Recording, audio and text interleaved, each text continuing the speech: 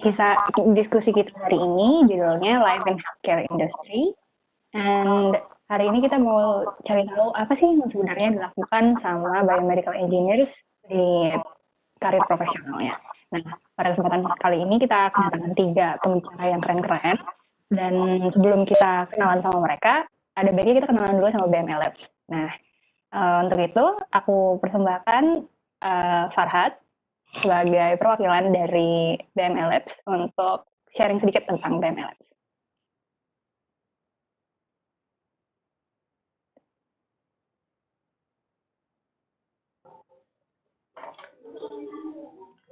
Oke, halo teman-teman semua.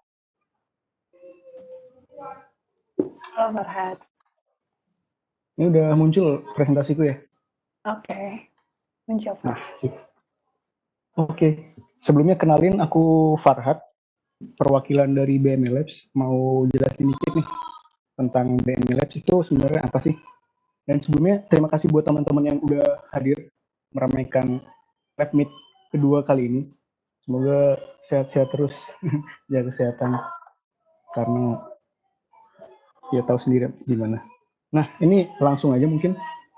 Kita punya tagline Connecting the Dots in Biomedical Engineering. Gitu. Nah,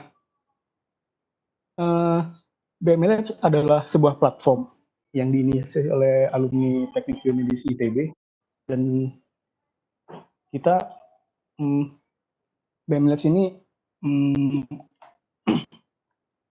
bertujuan untuk kita pengen sharing-sharing pengetahuan dan kita berbicara tentang biomedical engineering field.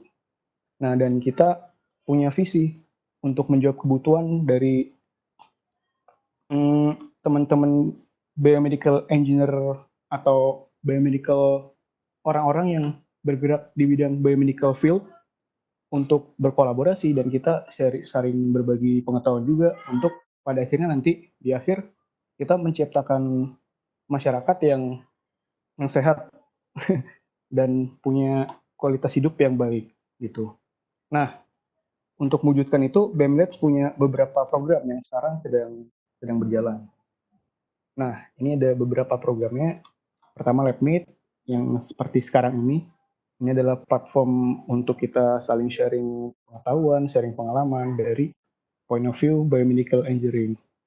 Lalu ada juga LabMeet with Expert. Ini insya Allah dalam waktu dekat akan ada. Kita akan mengundang orang-orang yang emang udah profesional dan praktisi-praktisi yang udah berpengalaman untuk membicarakan masalah-masalah terkini atau isu-isu terkini gitu. Lalu setelah itu ada Lab Notes. Lab Notes ini bisa dicek di Instagram kami @bmlabs. Ini adalah macam rangkuman tentang Lab Meet. Jadi bagi teman-teman yang mungkin skip atau kelewat Lab Meet-nya seperti apa, bisa dicek di Lab Notes.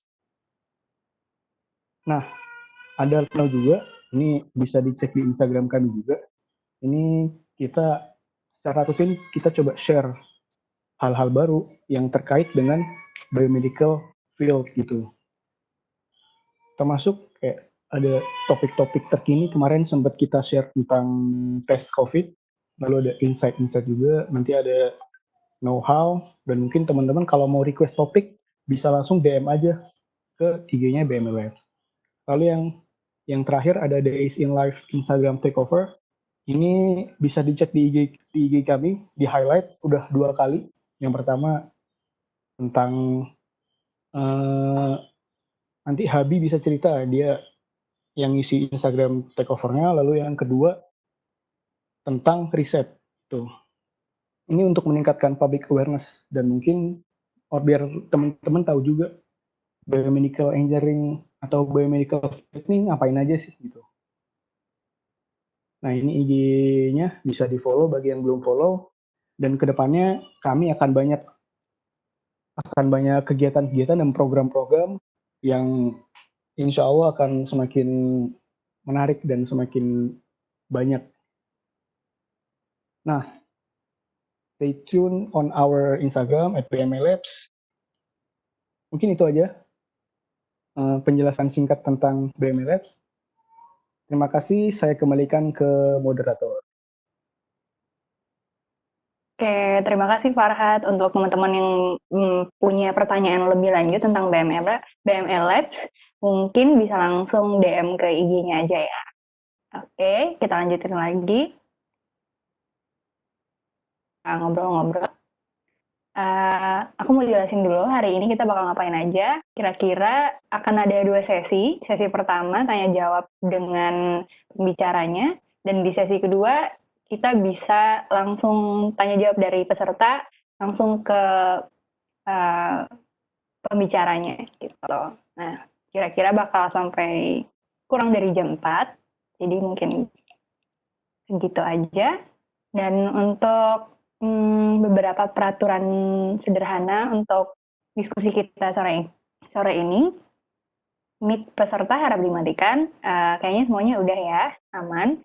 Dan pada sesi kedua nanti, sesi yang tanya jawab langsung dari peserta itu, peserta yang ingin mengajukan pertanyaan dapat menuliskan nama, trip ditujukan kepada siapa pembicaranya di comment section-nya. Nanti setelah aku pilih, bakal diperbolehkan untuk bertanya. Dan saat itu mic dan video boleh diaktifkan. Gitu.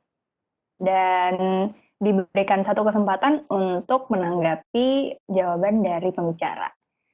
Selanjutnya, peserta juga dihimbau untuk tidak menginterupsi pembicara ketika sedang menjawab atau sedang berbicara, apabila tidak diperbolehkan oleh moderator, dan menggunakan kolom chat untuk menginterupsi atau mengajukan tidak untuk menginterupsi, tapi hanya untuk mengajukan pertanyaan saja. Oke, dan selanjutnya di akhir nanti akan ada form feedback-nya. Oke.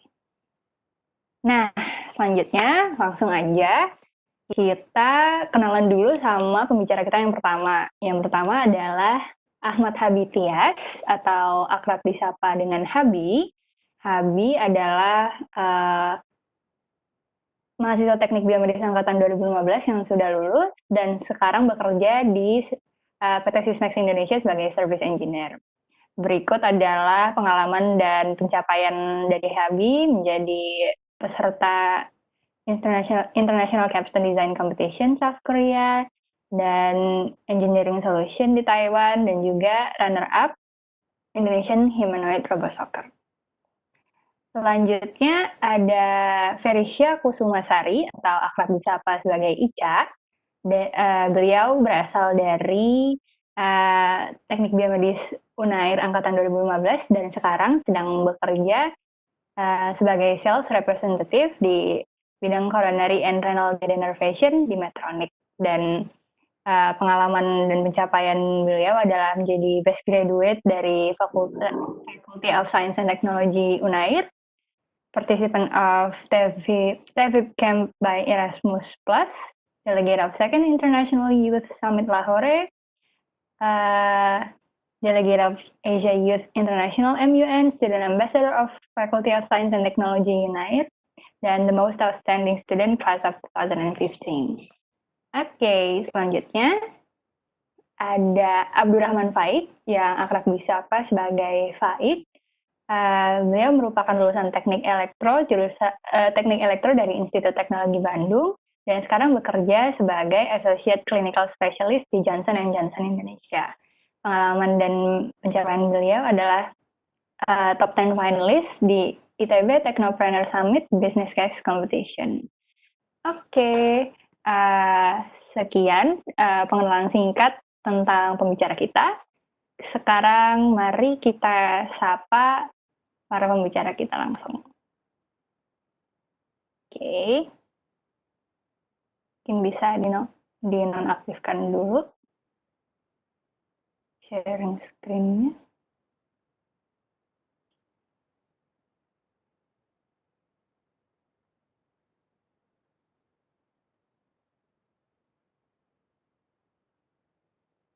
Oke. Untuk Habi, Ica, dan Faik boleh menyapa teman-teman yang ada di sini. Bisa dihidupkan mikrofonnya mungkin. Halo semuanya, kenalkan saya Habi, saya sebagai Service Engineer di PT Sysmex Indonesia dan terima kasih sudah bergabung dengan BML Labs. Semoga bermanfaat. Oke, bisa dilanjut ke Ica. Halo semuanya, selamat siang. Nama saya, perkenalan dulu ya, nama saya Ferisha. Bisa dipanggil Ica aja. Saat ini aku bekerja di Medtronic sebagai sales rep. Semoga acara kali ini bermanfaat ya buat kalian, kita sharing-sharing aja. Oke, lanjut dengan Faik. Halo semuanya, kenalin aku Faik. Sekarang, Agak kurang kedengeran. oh ya, sorry. Halo, Oke, sip. oke. Ya, semuanya, nama aku Faik. Sekarang kerja di Johnson Johnson Indonesia. Itu pada tahu kan yang bedak bayi itu. Nah, tapi aku bukan bedak bayinya. Jadi Associate Clinical Specialist yang nanti mungkin kerjaannya kayak gimana bakal aku jelasin sambil jalan. Terus ya, thank you udah spare waktunya di hari Minggu yang harusnya bisa buat rebahan, tapi join sesuatu yang bermanfaat kayak gini. Semoga oke lah hasilnya.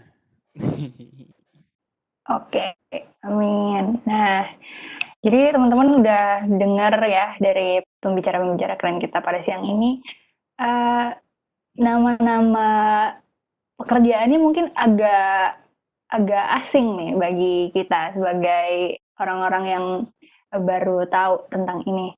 Mungkin bisa di-sharing dulu kali ya. Sebenarnya gambaran umum dari pekerjaannya teman-teman pembicara di sini tuh gimana sih sebenarnya, apa itu service engineer, apa itu sales rep, dan apa itu associate gitu. Mungkin bisa dimulai dari Habi kali ya. Habi boleh sharing sedikit tentang gambaran umum pekerjaannya? Habi, sorry nggak kedengeran, suaranya masih di mute. Oke, sorry. Jadi gambaran umumnya saya mulai dari tentang gambaran besar perusahaan. Kebetulan perusahaan yang saya saat ini bekerja bergerak di bidang in vitro diagnosis atau pendeteksian yang biasanya ada di laboratorium baik klinik maupun rumah sakit.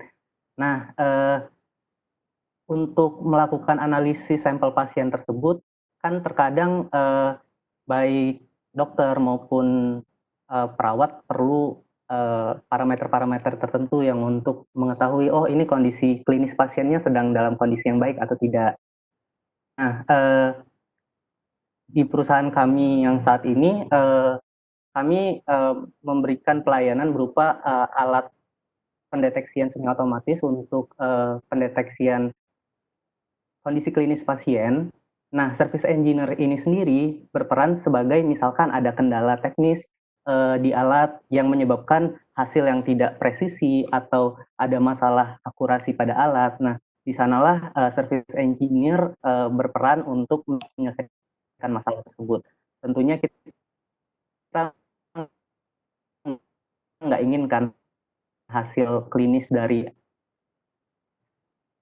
alat yang dihasilkan tidak sesuai dengan kenyataannya. Nah, oleh karena itu service engineer sangat diperlukan di Indonesia. Oke, thank you Habi. Nah, mungkin selanjutnya bisa dari Ica, sharing sedikit tentang apa sih sebenarnya sales representative itu? Oke, aku mulai ke Habi ya, berarti dari perusahaan dulu, dari segi perusahaan aku jelasin dikit. Jadi di Medtronic itu mungkin medical device, cuman produknya beda sama Habi. Jadi kalau di Medtronic itu produk range-nya luas. Jadi kita punya barang-barang yang buat di kardiologi, itu kayak divisi aku tuh kardiologi. Kita juga ada barang medical device yang kayak buat laparoskopi, terus ada ventilator juga yang kemarin lagi banyak banget diomongin kan gara-gara COVID. Terus juga punya benang, terus punya buat bagian dari sisi saraf, bedah digestif. Itu jadi produk range itu luas banget sebenarnya. Cuman emang karena medical device itu luas, jadi nanti kita juga bisa bahas itu karena medical device emang luas banget. Nah, Medtronic ini emang masuk salah satu yang produk range-nya gede. Cuman emang nggak bisa mencakup semua medical device itu sendiri kan, gitu. Jadi ya tadi aku bilang makanya agak beda sama Habi. Habi kan lebih ke diagnostik, kalau kita tuh kayak lebih ke terapi, gitu. Nah, dari divisi aku sendiri, kardiologi, aku tuh sebagai sales rep. Sales rep itu sebenarnya tugasnya sesuai namanya sales kan. Tapi karena kita jadi di Medtronic itu di Indonesia kan posisinya sebagai ini prinsipal ya. Jadi kita punya yang namanya distributor.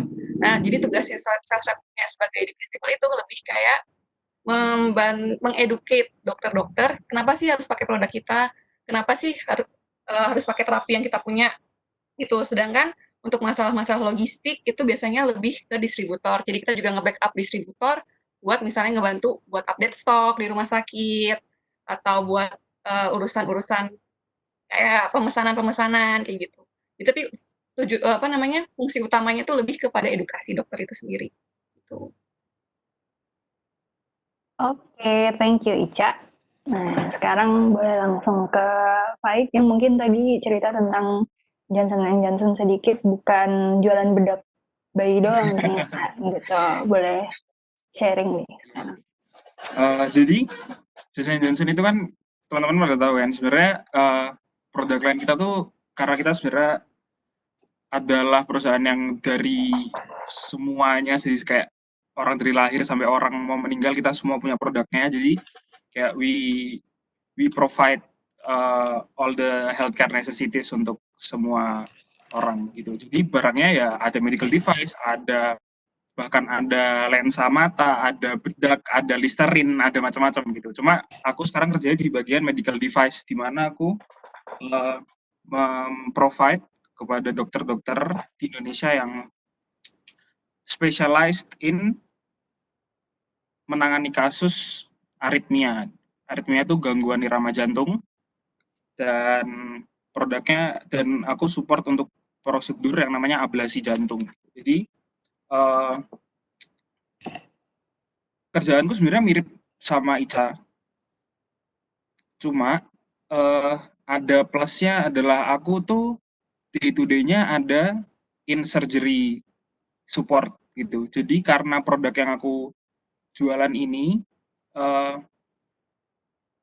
orang-orang tenaga medis di rumah sakit nggak dikasih trainingnya, jadi aku sendiri yang harus datang ke sana terus nggak bawa sih sebenarnya, mesinnya ditanam di sana. Jadi aku ke sana terus itu sama juga nyiapin stoknya juga di rumah sakit, memastikan kalau barang yang mau dipakai sama dokternya ada gitu-gitu. Dan plus mengoperasikan alatnya gitu. Jadi sebenarnya yang menarik adalah ya karena aku harus ada di rumah sakit, harus masuk ke dalam lab catheterization-nya, lihat pasiennya, pegang pasiennya gitu. Jadi lebih ke gitu kerjaannya. Dan setuju aku sama kayak Ica, lebih ke edukasi distributor, healthcare professionals gitu-gitu. Kerjaannya seperti itu.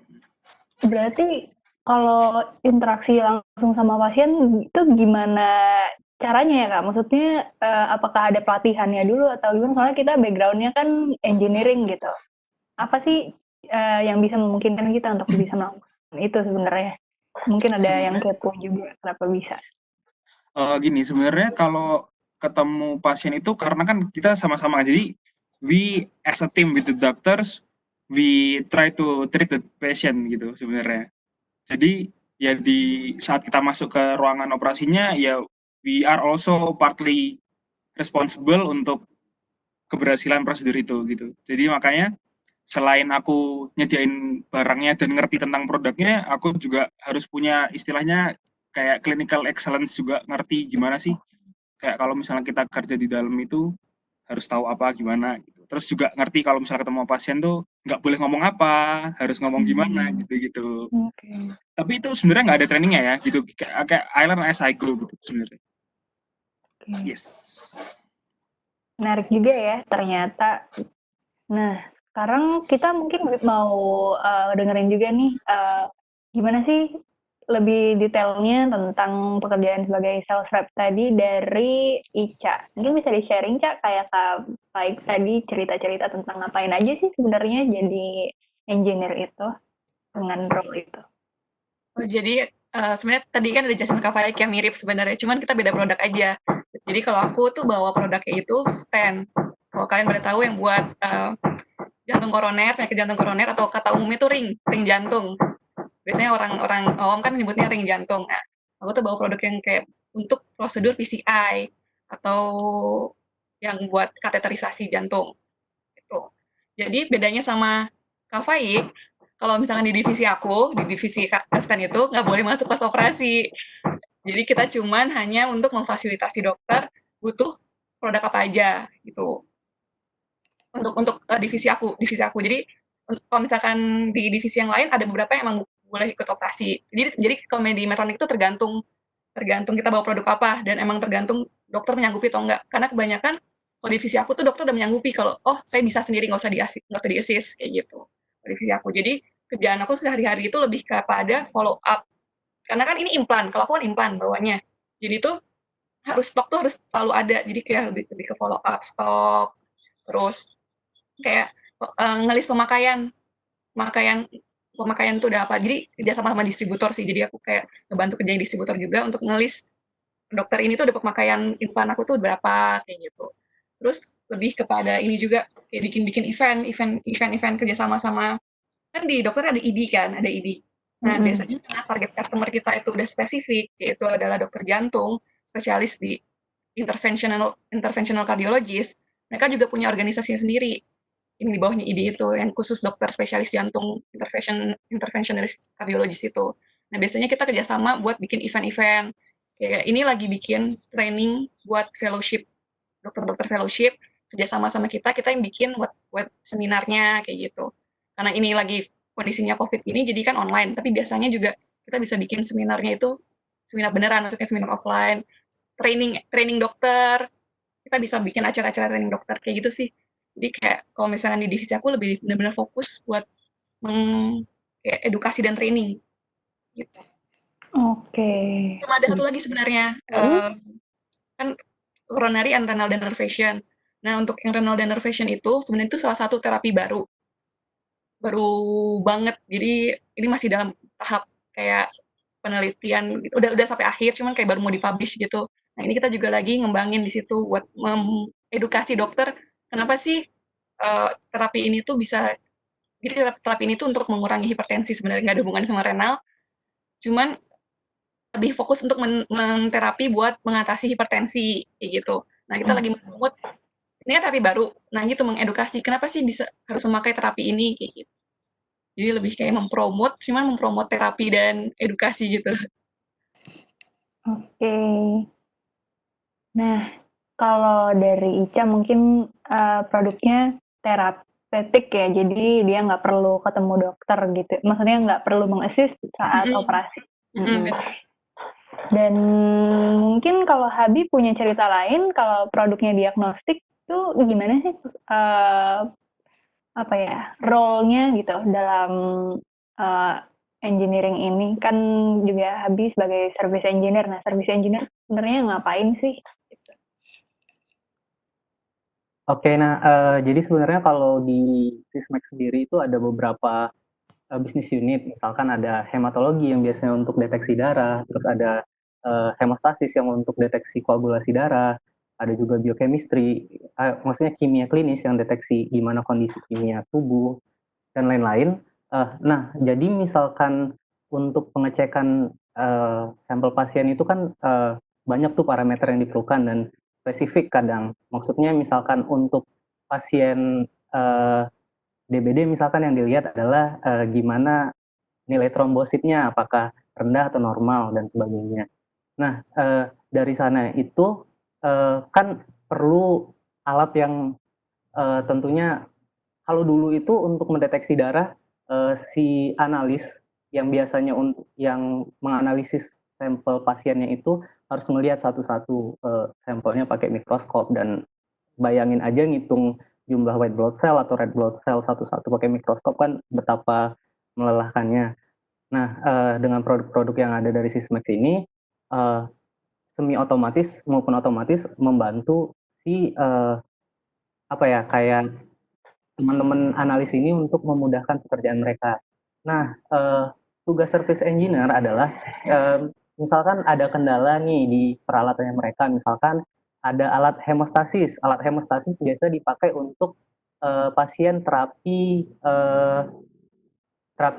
yang membutuhkan antikoagulan atau semacamnya, dan juga misalkan pada pasien yang mau dioperasi kan perlu untuk tahu apakah pembekuan darahnya normal atau tidak. Koagulasi itu pembekuan darah ya.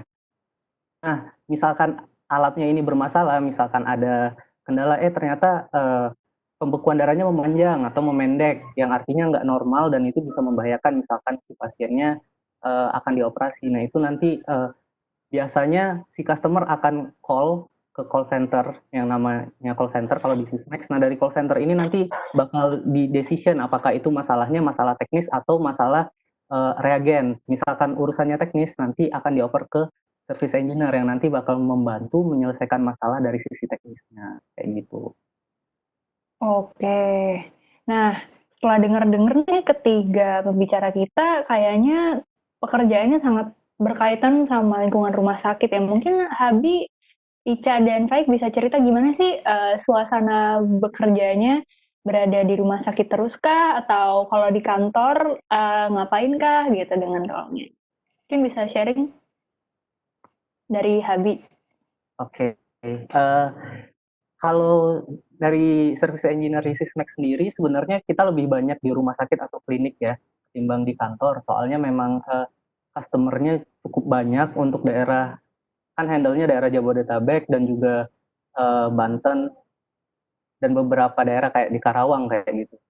Nah, jadi kita lebih sering ke rumah sakit dan klinik ketimbang ke kantor, apalagi saat COVID kayak gini, kita pun misalkan ada tugas standby ya kita standby-nya dari rumah bukan standby di kantor biasanya.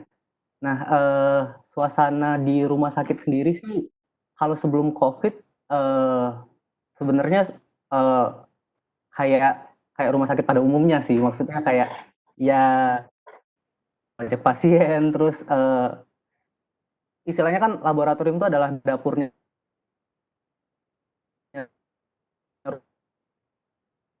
rumah sakit ya dan mereka sangat sibuk untuk melakukan analisis sampel pasien yang kadang sehari bisa ratusan pasien yang dianalisis. Nah, itu juga kadang jadi pressure sih misalkan ada kendala di alatnya dan kita harus ada pressure untuk kita harus menyelesaikan dalam waktu cepat karena misalkan ada 400 sampel kadang sehari yang perlu dianalisis dan alatnya sedang bermasalah.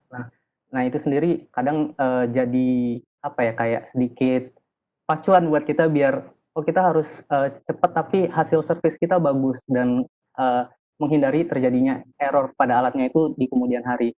Lalu selain itu kita juga komunikasi ke dokternya misalkan ada kendala-kendala tertentu, misalkan ada juga permasalahan yang kadang disebabkan oleh kondisi si pasiennya, misalkan kan untuk pengambilan darah ada tabung-tabung khusus tuh, misalkan ada tabung antikoagulan tertentu dan ada pasien yang dia memiliki alergi spesifik terhadap antikoagulan tersebut, akhirnya hasilnya tidak bagus. Nah, itu juga kadang kita juga berkomunikasi ke dokternya.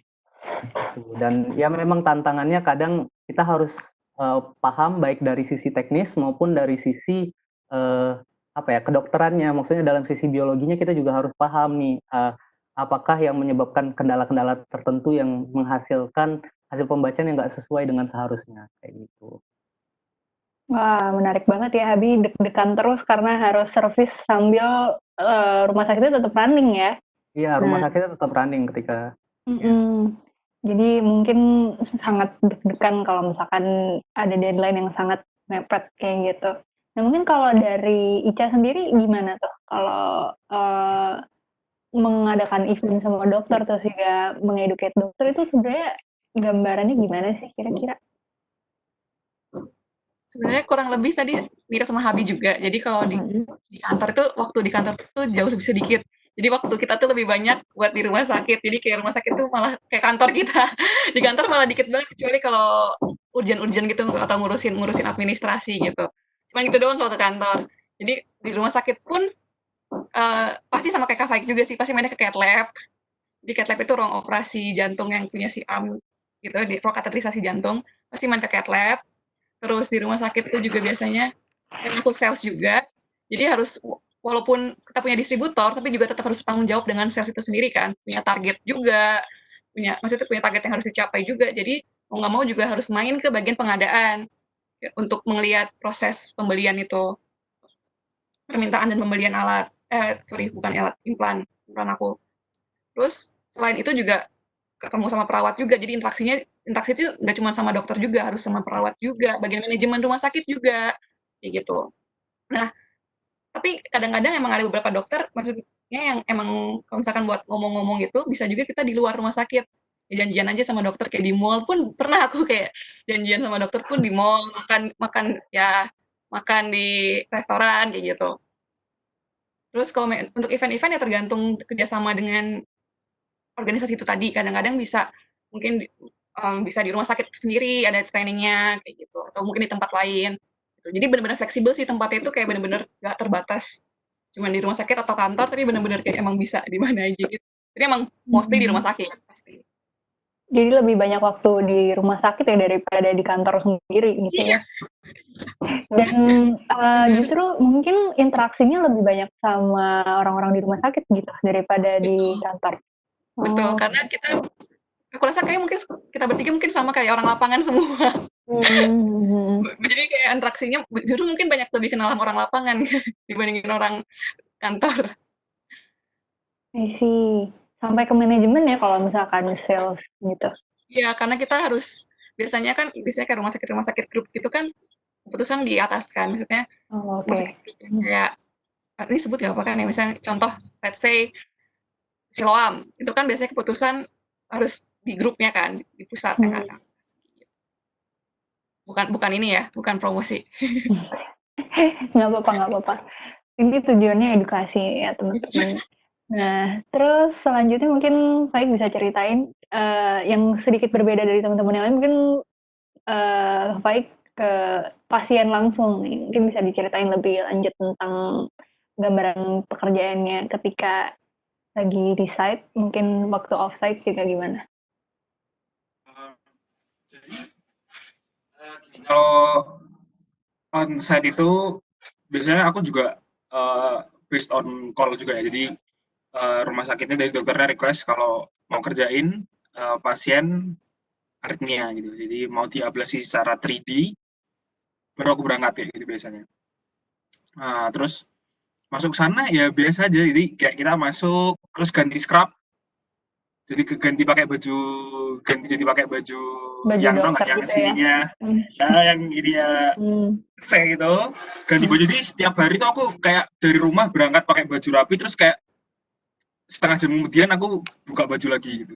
Jadi nggak kepake sama sekali. Jadi kayak gitu. Terus masuklah aku ke ruang cath lab, jadi nyalain alatnya, terus nyiapin masang-masang alatnya di pasiennya kayak gitu. Sebenarnya ya apa namanya yang uh, seru juga tuh karena waktu awal-awal tuh sulit juga sebenarnya beradaptasi sama orang-orang yang di rumah sakit gitu kan, karena semua tuh orangnya baru dan uh, orang baru dari satu perusahaan gitu tuh nggak terlalu mudah untuk masuk ke dalam lingkungannya yang ada di dalam cath lab itu gitu. Mereka tuh selalu ngelihat kayak gimana ya, kayak orang dari perusahaan tuh silih berganti datang gitu. Jadi selalu ada orang baru kayak gitu. Tapi ya di situ juga sih serunya, gimana sih aku bisa deket sama perawatnya gitu. Terus kayak istilahnya kayak ngebikin rumah sakit yang sebenarnya aku juga jarang datang tuh, bikin rumah sakit itu jadi nyaman juga buat aku kerja gitu. Jadi tantangannya kayak ngebikin environmentku nih nyaman buat kerja, deket sama dokternya, deket sama perawatnya kayak gitu. Jadi begitu aku datang ke sana tuh nggak yang buru-buru, nggak yang gimana gitu, nggak juga. Pertama-tama iya, kayak pertama tuh tegang banget aku setiap ada case gitu. Cuma lama-lama sekarang ya kayak just another day of work gitu sekarang sebenarnya. Jadi kalau apa namanya, walaupun aku udah mulai comfortable, tapi sebenarnya kita tuh akan selalu we have to be always on alert gitu karena kita lagi ngerjain pasien gitu. Jadi situasinya tuh kayak gitu ya. Aku jualan, aku ngobrol sama dokternya, tapi on top of everything kita lagi ketemu pasien, jadi aku juga harus fokus sama alatku, fokus dengerin dokter yang ngomong apa, request apa gitu. Oke, menarik banget ya Kak Faik bisa ketemu sama pasien kayak gitu, terus juga harus tetap bisa alert gitu dengan pekerjaan kita sebagai engineer. Nah, untuk ketiga pembicara kali ini aku mau tanya deh, sebenarnya tantangan terberatnya berada di pekerjaan ini apa sih? Kalau aku sih mikirnya sebagai orang luar, kita kan sebagai engineer gimana sih kita bisa di satu sisi kita harus logis dan rasional layaknya seorang engineer, tapi juga harus humanis dan juga peka karena kita juga berada di lingkungan yang berkaitan erat sama orang-orang langsung gitu. Nah, itu gimana sih bisa nge-handle dan menjaga keduanya? Dan mungkin kalau ada tantangan lain gitu, mungkin dari Ica. Tantangannya ya, tantangannya pasti kalau dari aku ini ya, maksudnya dari sisi aku, penolakan. Itu tadi yang benar kata Kak Faik, kalau kita nggak mungkin sekali datang tuh langsung disambut dengan baik. Jarang banget maksudnya kayak langsung kayak, ah iya selamat datang, itu jarang banget. Kayak emang harus butuh waktu pelan-pelan kan. Ya kita kenal sama orang kan langsung nggak mungkin kita langsung, ada aja orang yang baik emang, cuman kan harus siap dengan penolakan itu. Itu yang pertama, jadi harus, pertama tuh emang agak kaget, cuma lama-lama kayak udah harus membiasakan diri dengan kayak pelakuan yang kurang kurang ya kurang welcoming lah. Kemudian tantangannya lagi itu adalah sebenarnya ini sih, apalagi ya, selain penolakan itu, akhirnya kalau misalkan aku kan diimplan kan, menjaga relationship dengan dokter itu sangat-sangat penting. Jadi jadi gimana caranya membuat dokter itu bisa loyal sama kita. Itu mirip dengan How to Make a Friend sih sebenarnya, cuman ini karena dalam lebih sisi profesional aja, gitu kan.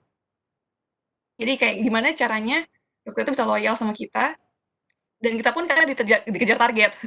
Jadi jadi ini aku jujur aja Tetap karena harus selling juga ya. iya, ya ini aku jujur aja karena emang emang sebagai job desk aku punya target, bagaimana kayak kita harus tetap menjaga maintain relationship, nggak eee, nggak boleh terlalu terburu-buru juga, karena kesannya kalau kita ngejar target pun, dokter pun juga pasti akan kayak, "Ah, lu mainnya cuman yang penting biar target lu doang," kayak misalnya mikirnya kita egois karena mikirin target kita doang gitu loh. Jadi emang harus menjaga relationship baik itu dengan para dokter dan para kawan-kawannya, sembari dikejar oleh target. Itu terus tantangannya karena kebetulan Medtronic itu salah satu punya banyak banget inovasi baru. Jadi tantangan berikutnya adalah bagaimana bisa aku bisa kayak dengan cepat mempelajari dan atau menguasai terapi baru itu tadi. Yang kayak aku bilang tadi kan renal denervation itu baru. Nah, itu tuh gimana caranya, karena sebelum kita mempromot ke dokter, kita juga harus fasih dong, harus kita paham dengan apa yang kita mau promosikan, apa yang mau kita jual, kayak gitu kan. Jadi kayak setiap minggu tuh pasti ada aja kayak training baru. Oh ya, itu sih lebih ke situ. Oke.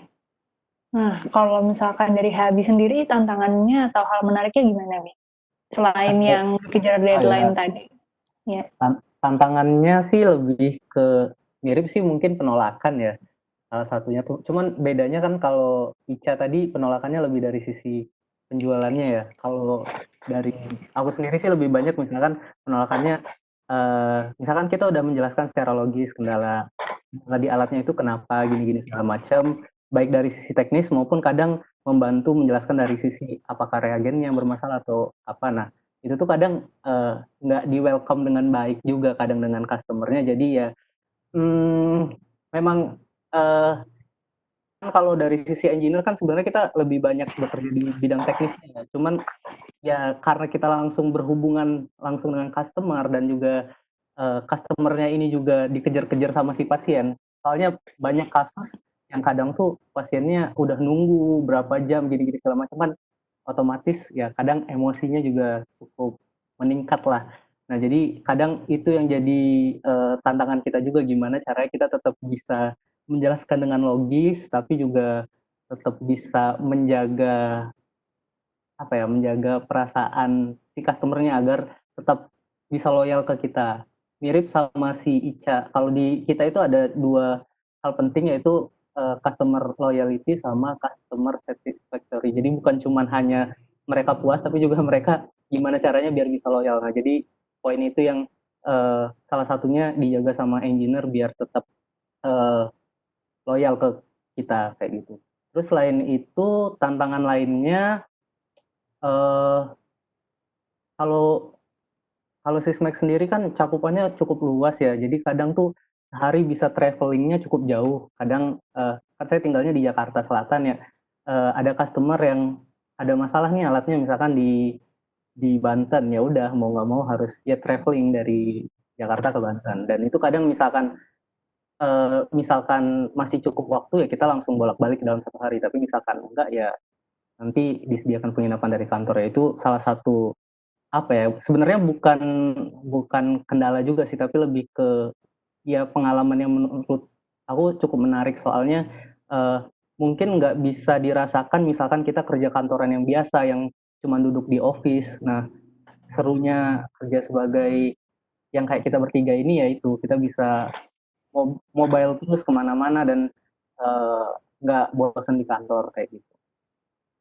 Justru anggapan orang-orang selama ini tentang misalkan anak elektro atau biomed mungkin kayak bakal di kantor doang, ternyata enggak ya, justru kayak anak lapangan banget justru. Gitu. Betul. Cuma bedanya kita ketemunya sama manusia lagi, dan manusia punya perasaan yang kayak tadi tuh udah nunggu lama, terus juga Iya. jadi cranky gitu ya. Nah, mungkin kalau dari Kak Faik sendiri gimana ceritanya, Kak? Hal-hal menarik dan tantangannya dalam bekerja? Sebenarnya gimana ya? Yang aku paling ngerasa ya waktu kerja tuh gini, dokter tuh yang dokter yang kita ketemu kan, jadi kita nih, aku mau jualan barang gitu kan sebenarnya nggak. Aku pengen introduce barang baru atau mungkin fitur baru ke dokter gitu yang perusahaan kita punya gitu. Cuma dokter ini kan kayak aku belum lahir dia udah lihat pasien gitu. Ya nggak? Berpengalaman gitu ya. Bener kan? Jauh banget gitu. Kayak jadi sejago-jagonya apapun aku masuk nih ya udah bego gitu. Titik gitu.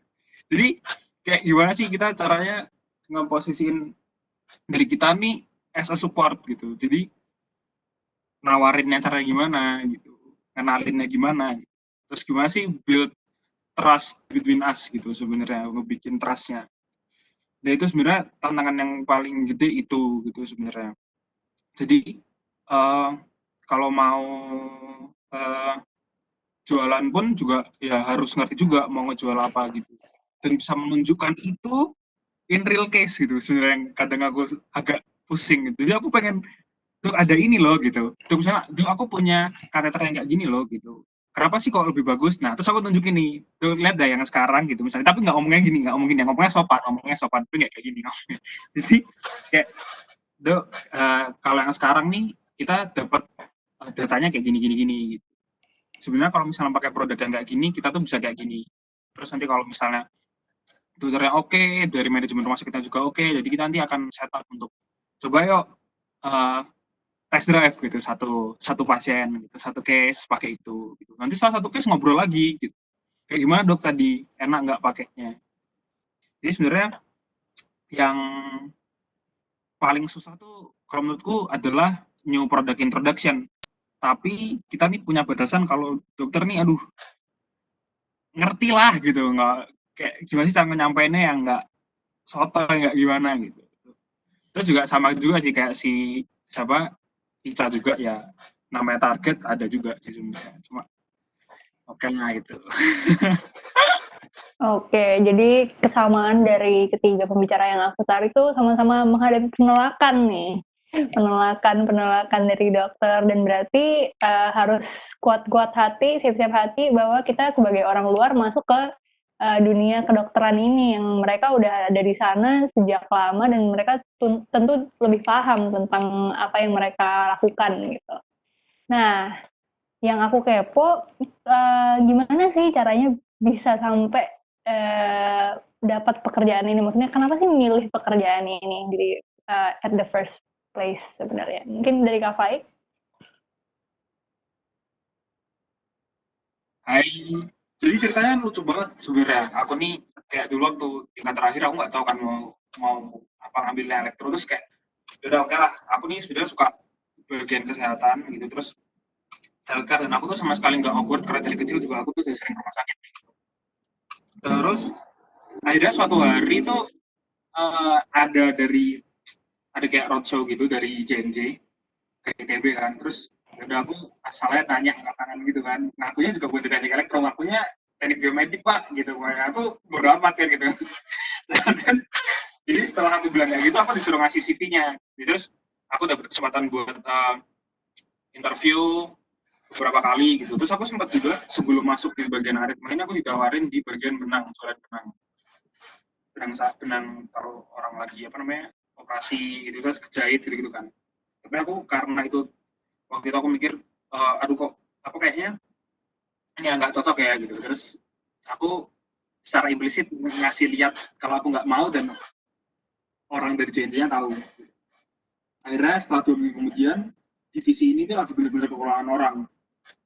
Jadi akhirnya divisi ini manajernya ngontak aku lagi. Terus aku disuruh tes. Jadi aku waktu itu tesnya sih kayak suruh kasih reviewku tentang barang-barangnya JNJ gitu dan ngasih tahu seberapa kamu tahu tentang aritmia. Suruh belajar tentang aritmia. Gitu sih sebenarnya.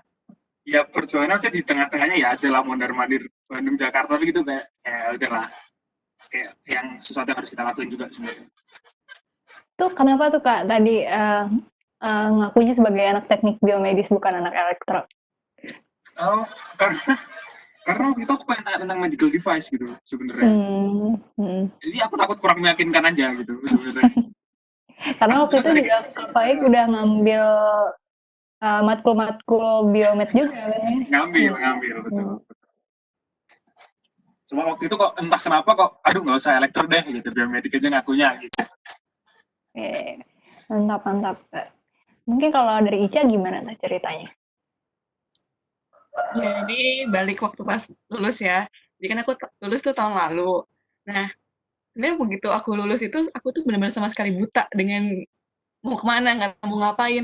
Makanya kemarin aku ini kayak salut banget sama wadah ini tuh kayak memberikan kayak wadah buat kita semua gitu loh, buat para TB-TB ini kayak biar tahu, setidaknya tahu lah tentang dunia industri ini tuh kayak gimana sebenarnya. Karena waktu aku lulus tuh benar-benar sama sekali buta, yang kayak aku bahkan nggak tahu perusahaan-perusahaannya apa aja.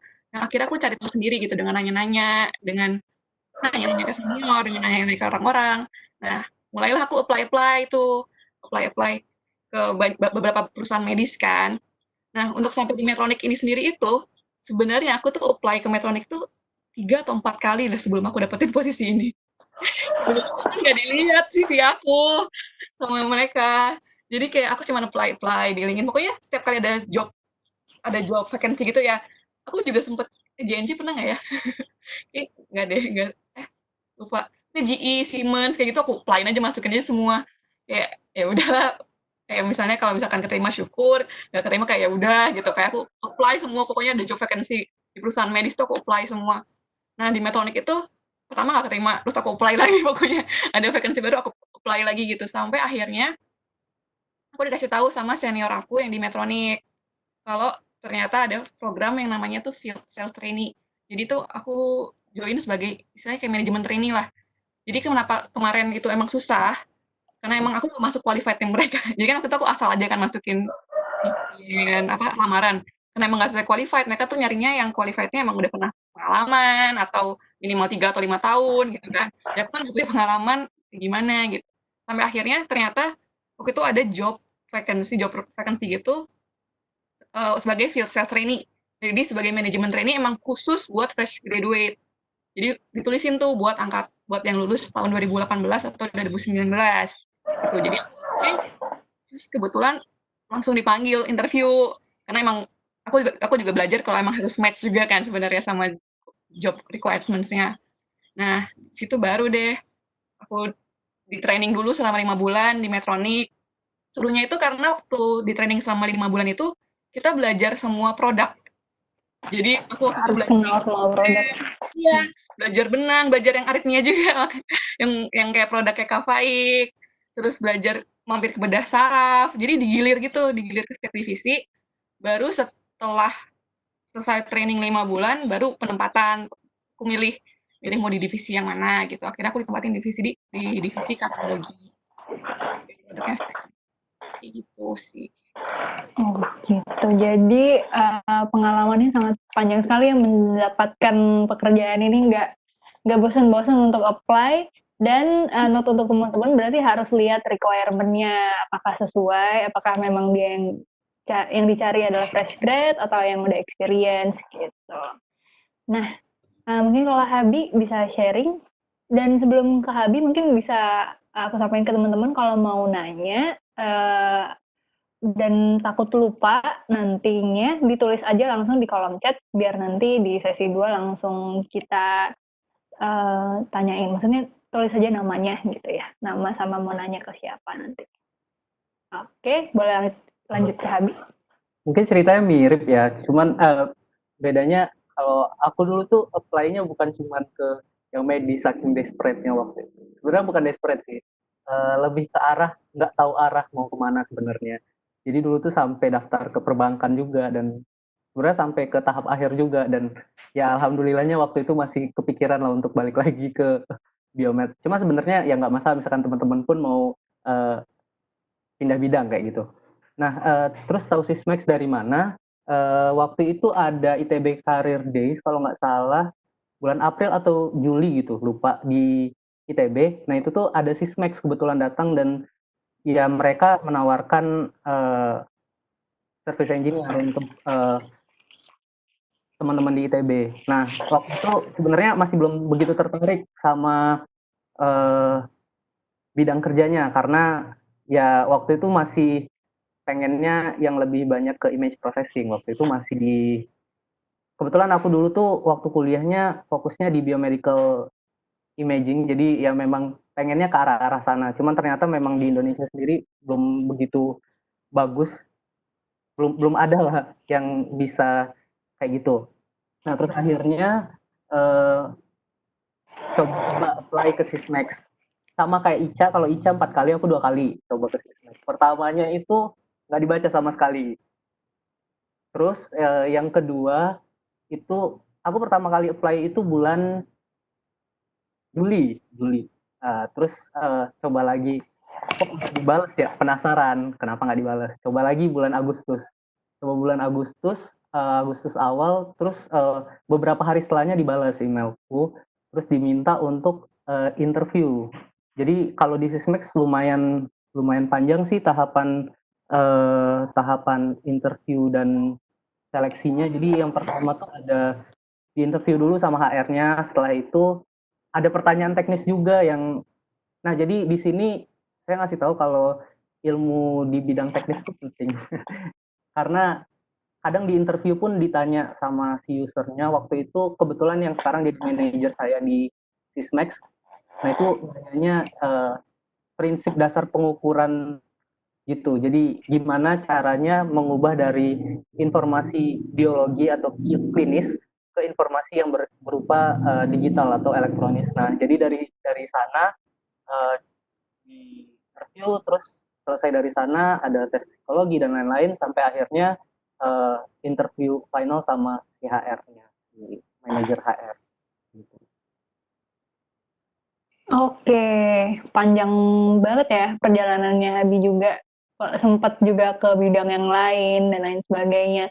Nah, dari itu aku punya pertanyaan terakhir nih untuk para pembicara di sini. Sebenarnya apa sih yang membedakan industri healthcare ini dengan industri yang lain dan kenapa industri ini, kenapa enggak industri yang lain gitu? Apa yang terasa berbeda gitu? Mungkin boleh langsung jawab dari Habi. Oke, yang berbeda dari industri medis sendiri, salah satunya adalah kita bekerja di bidang yang melibatkan hal-hal yang krusial ya, misalkan kayak Ica maupun Kak Faik kan itu bekerjanya untuk kardiovaskular misalkan atau semacamnya, dan saya sendiri di diagnosis pasiennya. Nah, hal yang seperti ini bisa jadi konsiderasi kita bahwa kita bukan cuma sekedar menjual dan melakukan servis pada alat, tapi juga gimana alat tersebut bisa memberikan hasil yang terbaik bagi pasien maupun clinicians-nya untuk memberikan atau meningkatkan kualitas hidup yang baik bagi si pasien itu sendiri. Nah, selain itu juga satu fakta penting dari bidang medis ini adalah selama manusia masih hidup di muka bumi ini, industri medis akan tetap ada, akan tetap eksis. Buktinya ketika COVID ini bukannya lebih banyak WFH atau semacamnya, tapi ya kita tetap aja jalan keliling ke customer, walaupun ya dari kantor juga disediain APD yang memadai memang. Nah, itulah yang membedakan antara bidang medis dan industri-industri yang lainnya. Dan satu hal yang menarik juga adalah untuk menarik perhatian dokter itu adalah hal yang cukup sulit untuk dilakukan ketimbang misalkan kita berdiskusi dengan orang-orang yang berprofesi yang lain misalkan. Soalnya memang mereka punya ekspertis di bidang sana dan kita punya sedikit ilmu yang kayak dibilang kata Kak Faik tadi, dan kita berusaha menjelaskan ke mereka ya. Jadinya seolah-olah kayak lu siapa ngasih tahu ke gua, nah gitu jatuhnya. Jadi memang kita harus apa ya, lebih berhati-hati ketika ngobrol, dan ya itulah yang jadi tantangan di bidang industri medis. Oke, jadi poinnya tentang menghormati ke orang yang lebih profesional di bidangnya juga, tapi tetap menjaga pengetahuan kita juga gitu ya. Nah, mungkin kalau dari Ica? Kalau ditanya perbedaannya dengan industri lain ya, mungkin yang pertama kali yang langsung terlintas tadi aku pikir itu kayak ini tuh langsung spesifik banget, industri ini spesifik banget, customer-nya tuh udah jelas dengan siapa. Kalau untuk kebetulan di aku sendiri itu aku nggak boleh berinteraksi dengan pasien atau mempromosikan produk aku ke pasien. Jadi emang benar-benar target oriented-nya adalah para praktisi kesehatan, dokter, perawat, dan lain-lain. Misalnya ditanya perbedaan dengan industri lain. Jadi sebenarnya customer kita itu terbatas hanya pada kalangan tertentu aja. Terus yang menarik lagi adalah sebenarnya kenapa aku pengen terjun di industri ini, industri healthcare ini, karena aku ngerasa sebenarnya ini bukannya mengecilkan suatu profesi lain ya, enggak. Cuman sebenarnya dalam suatu industri kesehatan itu nggak melulu cuman dokter, nggak melulu cuman perawat, ataupun nggak melulu cuman orang-orang yang biasanya kita lihat gitu. Misalnya kayak di balik itu semua tuh juga sebenarnya banyak orang yang terlibat. Nggak cuman itu doang, tapi aku ngerasa kayak itu tuh masih kurang gitu loh. Orang-orang melihatnya kayak orang ini oh dokter, oh perawat keren ya gitu. Padahal di balik itu semua tuh sebenarnya banyak banget orang yang terlibat, kayak misalnya teknisi kesehatan di rumah sakit. Mungkin orang jarang lihat, cuman itu pun juga berperan besar gitu dalam sebuah rumah sakit. Nah, di healthcare industri ini tuh sebenarnya juga banyak banget, ya cuma di medical device doang kan. Ada di bagian pharma, ada di bagian manajemen rumah sakitnya yang kadang-kadang orang tuh nggak ngelihat gitu loh. Dalam kayak kondisi gini aja, ini bukan aku mengecilkan, aku takut kayak kesannya mengecilkan dokter atau perawat, enggak ya, enggak. Cuman aku pengen ngerasa sebagai biomedical engineer kok masih kurang gitu loh disorot gitu. Bukan disorot, kayak apresiasinya lah. Jadi kayak semisal di COVID ini aja, mungkin orang-orang ngeliatnya thanks to dokter atau perawat ataupun gitu-gitu. Sebenarnya yang kemarin COVID ini, ada orang-orang yang benar-benar bekerja keras tapi nggak disorot di situ. Contohnya itu kayak waktu itu divisi ventilator aku, itu benar-benar kerja 24 jam, benar-benar kayak nggak ada istirahatnya untuk memenuhi kebutuhan ventilator di rumah sakit, kayak gitu. Jadi maksudnya kayak seru aja sih, maksudnya kayak untuk pengen pengen masih tahu ke orang-orang kayak sebenarnya yang berperan itu bukan cuma dokter atau ini juga loh. Kayak sebenarnya banyak juga yang ikut Kayak berperan. the unsung heroes gitu ya, yang Iya, iya. nggak Jadi, ketahuan. iya bener. Cuman ya emang seru aja kan, jadi kayak kita bekerja di belakang layar. Sebenarnya mungkin spotnya emang dokter dan para suster dan para karyawan, cuman ada nih sesuatu yang di belakang layar yang ikut terlibat kayak gitu. Itu sih kayaknya serunya menurut. Oke, nah kalau dari Kak Faik sendiri gimana? Yang dari elektro ngambil spesifikasi ke biomed? Pertama Nah, sebenarnya gini, bedanya tuh nomor satu jelas kita tuh ngobrol sama healthcare professionals kan, jadi ya udah itu yang bikin beda cerita semuanya tuh di situ gitu. Jadi dalam aktivitas bisnis kita tuh gini nyebutnya, kita ini sebenarnya barangnya buat pasien gitu, cuma yang bisa menyampaikan barang kita ke pasien itu tuh dokternya gitu. Jadi bedanya adalah kita tuh kayak more or less adalah yang nge-support dokternya kayak gitu. Nah, terus jadi walaupun kita sebenarnya jualan produk yang sebenarnya dipakai sama dokter, it doesn't mean that we overlook the fact that our product is for the customer, for the patients gitu. Jadi we also have the patients in mind gitu sebenarnya. Cuma cara kita perilisnya, cuma cara kita ngasih obatnya ke pasiennya, itu adalah ya dokter is our number one partner kayak gitu. Terus yang ada lagi tuh yang menurutku beda ya sama ini lain tuh adalah pace-nya tuh pelan, pace-nya kita kerja tuh hari-hari tuh beda gitu. Jadi kalau misalnya kita ngobrolin yang kerja di perbankan, kerjanya kan kayak wah rigorous gitu, atau kamu kerja di kantor akuntan publik itu kan wah sampai keras banget gitu tiap hari tuh doing the same routines gitu kan, mereka tuh kerja keras banget. Atau mungkin yang di bisnis consulting gitu beda juga, atau mungkin yang di startup gitu. Startup kan kalau engineer di startup kan mereka kayak everyday they meet new problems kan, dan dia deal with jutaan orang gitu yang pakai produknya mereka kayak gitu. Sedangkan kita enggak, kita nih produknya rilisnya ya pelan-pelan gitu, lewat clinical trials dulu lah, apalah macam-macam. Prosesnya panjang ya. Kalau Gitu, makanya pace-nya kita tuh, pace kerja kita tuh pelan gitu. Dan ya most of the time karena memang di sini masih sedikit perusahaan yang bisa nyediain alat kesehatan sendiri kan. Kalau kalian tahu juga kita tuh sebenarnya 95% lebih ya kayaknya masih impor kan alat medis tuh dari luar negeri ya. That is why most of the jobs vacancy buat jualan kayak gitu. Nah, karena kita nyampein barang dari luar negeri supaya apa?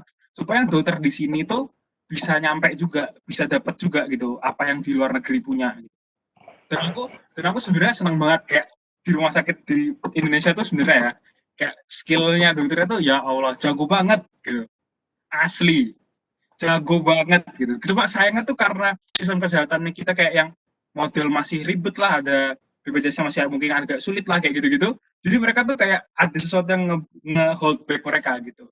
Dan saat aku dan ya yang berbeda ya itu ada kayak gitunya gitu. Terus sebenarnya yang kenapa sih aku suka di sini tuh karena ini tuh setelah aku kerja ya beberapa tahun gitu, kayak aku mikir kayak ini tuh fulfilling banget untuk diriku sendiri gitu. Jadi of course I have to hit the target, of course I have to do it at my job, tapi sebenarnya saat aku ngerjain suatu pasien tuh aku bisa benar-benar sampai yang maksudku yang saat pasiennya case-nya susah terus aku berhasil sama dokternya, terus dokternya senyum gitu setelah itu, terus bilang makasih ya kayak gitu tuh wow gitu sudah rasanya kayak gitu. Jadi tapi di lain pihak tuh, di lain on the other side tuh juga waktu aku ketemu pasien yang sulit banget, terus aku ngerasain yang namanya benar-benar pasien yang meninggal di meja, nah itu aku sampai down-nya sampai benar-benar atas sama bawah kayak gitu. Jadi sebenarnya benar-benar nano banget industrinya, dan saat kita berhasil di sini aku ngerasa ini sangat fulfilling banget buat aku sendiri. Wah, keren banget Kak Faik.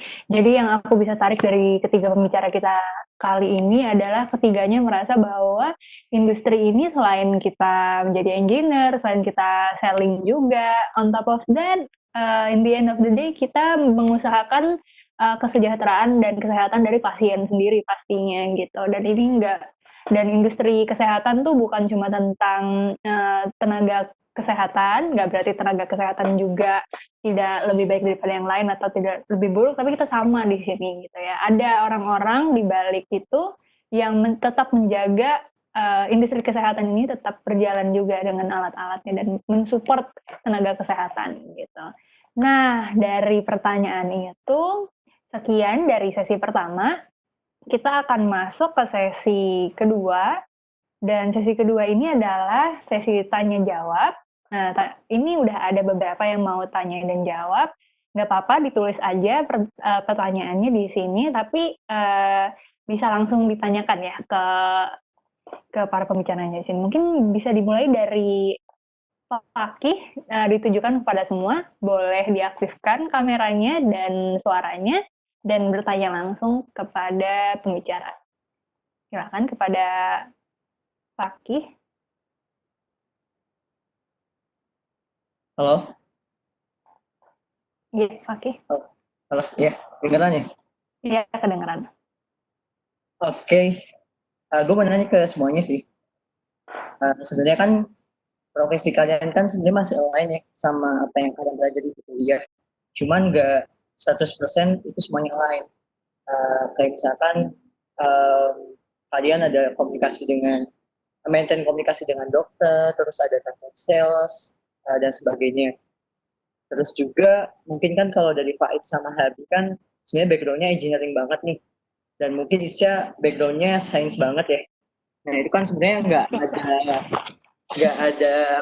nggak terlalu align banget dengan matkul yang kalian ambil. Nah itu tuh kira-kira ekspektasi kalian ketika baru masuk ke profesi kalian tuh gimana sih? Itu yang pertama. Terus yang kedua, boleh diceritain nggak sih adaptasi kalian ketika awal bekerja itu gimana?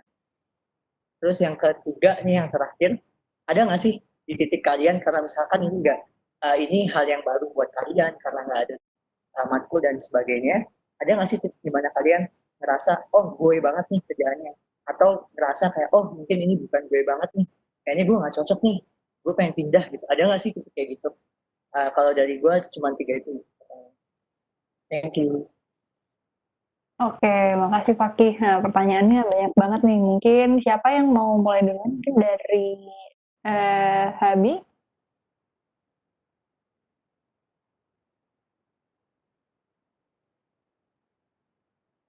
Oke.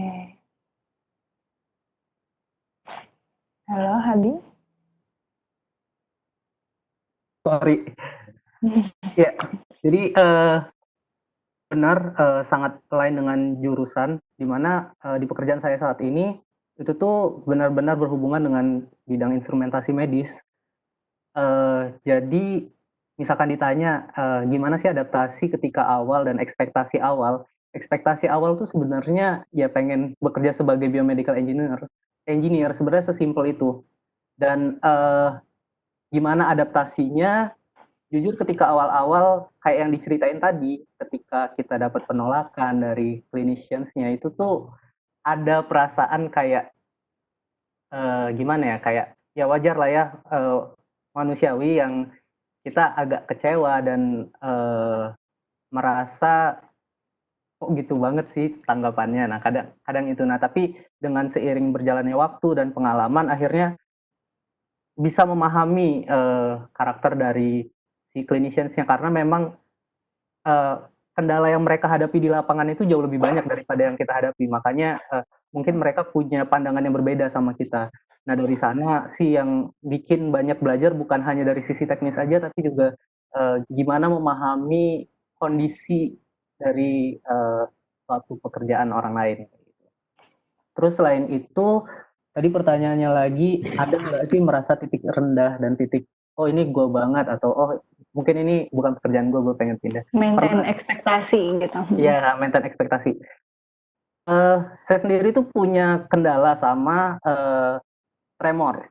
Jadi tangan kadang misalkan pada kondisi tertentu itu agak susah dikontrol. Jadi kadang ketika mau ada yang ngecek alat atau semacamnya itu tuh bikin susah banget dan ada beberapa titik sih sempat ngerasa kayaknya kok kadang tuh adalah beberapa kali misalkan alatnya terus beberapa hari kemudian intermittent balik lagi dan ada juga kendala misalkan servis alatnya sampai jam 2 pagi pernah dan itu tuh bener-bener aduh kerasanya capek banget terus cukup drop juga sih walaupun ya memang dari kantor dikasih kompensasi misalkan kerjanya sampai jam segitu boleh istirahat setengah hari atau nggak masuk berapa lama nah kayak gitu jadi memang sebenarnya sih peraturan dari kantornya juga enak banget cuman ya itu sempat ngerasa itu tuh 3 bulan awal kerja sempat kepikiran apa resign aja ya cuman setelah beriring waktu akhirnya ngerasa udah mulai nyaman udah tahu pace-nya terus mulai bisa menikmati pekerjaan dan ya yang bikin benar-benar merasa oh ini gue banget itu adalah ketika kita bisa berhasil nge-solve problem dan akhirnya labnya bisa running lagi dan itu tuh benar-benar bikin apa ya kayak ada perasaan tersendiri yang wah akhirnya gue bisa untuk nge-solve masalah ini nah, kayak gitu yang bikin benar-benar seneng untuk kerja di sini. Keren Habi. Nah mungkin boleh Ica sharing. Kalau masalah online atau enggak, mungkin bisa dibilang online, bisa dibilang enggak. Tadi bener yang kita tadi enggak 100% online. Mungkin ya 50-50 karena kebetulan waktu aku belajar di kuliah itu di TB UNER itu aku ambil spesialisasi biomaterial yang emang tentang implan, tissue engineering dan lain-lain kayak gitu. Kebetulan aku pegang produknya juga implan kayak gitu kan. Cuman emang menurut aku kita nggak bisa expect bener-bener apa yang kita pelajari di kuliah bakal diterapkan waktu kita kerja. Menurut aku nggak ada 100% kerjaan yang emang bener-bener sama dengan kuliah kita. Pasti akan ada hal baru yang kita harus belajar lagi. Entah apapun itu, entah di luar mungkin tetap di bidang TB juga atau mungkin di luar bidang TB itu sendiri. Tapi menurut aku emang nggak yang sejauh yang aku rasain ya, emang nggak ada yang 100% bakalan sama kayak gitu. Jadi emang kita emang tetap harus ada willingness untuk belajar lagi, belajar terus, jangan pernah berhenti buat belajar lagi gitu. Jadi waktu pas aku ini emang produknya aku nyambung nih dengan kuliah aku. Nyambung aku waktu pas belajar produknya emang oh bisa tinggal kayak nge-refresh lagi kayak oh nyambung nih waktu apa aku pelajarin waktu kuliah. Cuma emang ada hal-hal bener tadi yang kayak hal-hal di luar itu yang aku harus pelajarin lagi kan yang kayak dengan komunikasi, relationship dengan dokter, maintain public relation lah itu hitungannya. Ataupun di bisnis sendiri dengan ekonomi itu sendiri. Aku dikit-dikit juga harus belajar ngerti tentang ekonomi dan bisnis dan lain-lain karena aku di sales kan, kayak gitu. Nah, sesuai ekspektasi atau enggak, karena waktu awal aku lulus, aku udah tahu aku mau terjun di industri healthcare di Indonesia nih, aku udah tahu. Aku udah studi lapangan juga kondisinya kayak gimana. Dan emang kondisinya itu bener yang tadi kata Kak Faik yang emang rata-rata itu masih impor. Rata-rata perusahaan-perusahaan healthcare kan impor di Indonesia yang ada prinsipalnya ataupun distributor, tapi semua itu kan intinya adalah mendistribusikan produk luar ke dalam sini. Jadi sini tinggal jualan. Mau nggak mau, lapangan kerjaan yang tersedia yang paling banyak adalah di bidang sales atau marketing atau apapun itu. Jadi ketika aku udah tahu konsekuensinya, ya aku mikir kayak, oh waktu itu aku mikir aku nggak apa-apa, maksudnya untuk masuk untuk mempelajari hal itu lagi kayak gitu. Emang ada, tapi setahu aku tuh ada beberapa yang perusahaan lokal yang mulai manufacturing manufacturing produk sendiri, kayak gitu ada beberapa sih, cuman kan nggak sebanyak itu gitu. Maksudnya yang kita misalnya ada yang mau di R&D atau mau kerjanya di manufacturing yang benar-benar di pabrik gitu, ada beberapa teman aku yang emang ada, cuman lapangannya kan nggak sebanyak itu kayak gitu. Lapangan yang paling banyak adalah di sales. Jadi waktu awal ekspektasi aku udah tahu nih, oh ya udah berarti aku mungkin aku di aku sih nggak masalah ketika aku akan terjun di dunia marketing atau bisnis itu sendiri. Karena ya apa salahnya untuk belajar hal baru gitu kan waktu awal-awal kayak gitu. Terus apalagi oh Tentang adaptasi. manage adaptasi. Mm-mm. Jadi kalau misalnya sesuai ekspektasi atau enggak sejauh ini masih sesuai ekspektasi aku karena emang aku dari awal udah men-set ekspektasinya bukan mau ke arah R&D ataupun manufacturing ataupun itu gitu. Terus kalau untuk ditanya adaptasi awal-awal ketika kerja, uh, pertama kalau buat adaptasi aku pikir dari kita sendiri dulu ya gimana kita adaptasi dengan pertama lingkungan kerja, maksudnya teman dari kantor sendiri, teman-teman kerja karena ketika kita masuk itulah yang pertama kali kita ketemu sebelum ke customer. Jadi dari lingkungan kerja kita dulu, dari teman-teman kerja dulu, lingkungan kantor, kayak gitu. Terus baru perlahan-lahan, kebetulan kan aku training dulu kan, jadi waktu pas awal-awal training itu lebih banyak di kantor, jadi aku benar-benar beradaptasinya di kantor itu dulu, kayak untuk mempersiapkan mental sebelum keluar ketemu customer, kayak gitu. Jadi ketika udah waktu itu, kebetulan karena untungnya aku dikasih waktu untuk training, jadi aku benar-benar kayak, oke, membangun kepercayaan diri dulu, sampai akhirnya, oke, siap buat ke lapangan, kayak gitu. Terus ada nggak sih titik di mana kalian ngerasa oh gue banget nih atau oh bukan gue? Sejauh ini belum, karena aku masih enjoy sejujurnya dengan pekerjaan aku sekarang. Karena bener-bener apa ya, kayak tadi aku bilang tadi masih masih sesuai ekspektasi sih yang kayak di mana aku masih ada sisi TB-nya juga, yaitu aku harus belajar produk dan terapi dan lain-lain yang untuk meningkatkan skill juga kan gitu.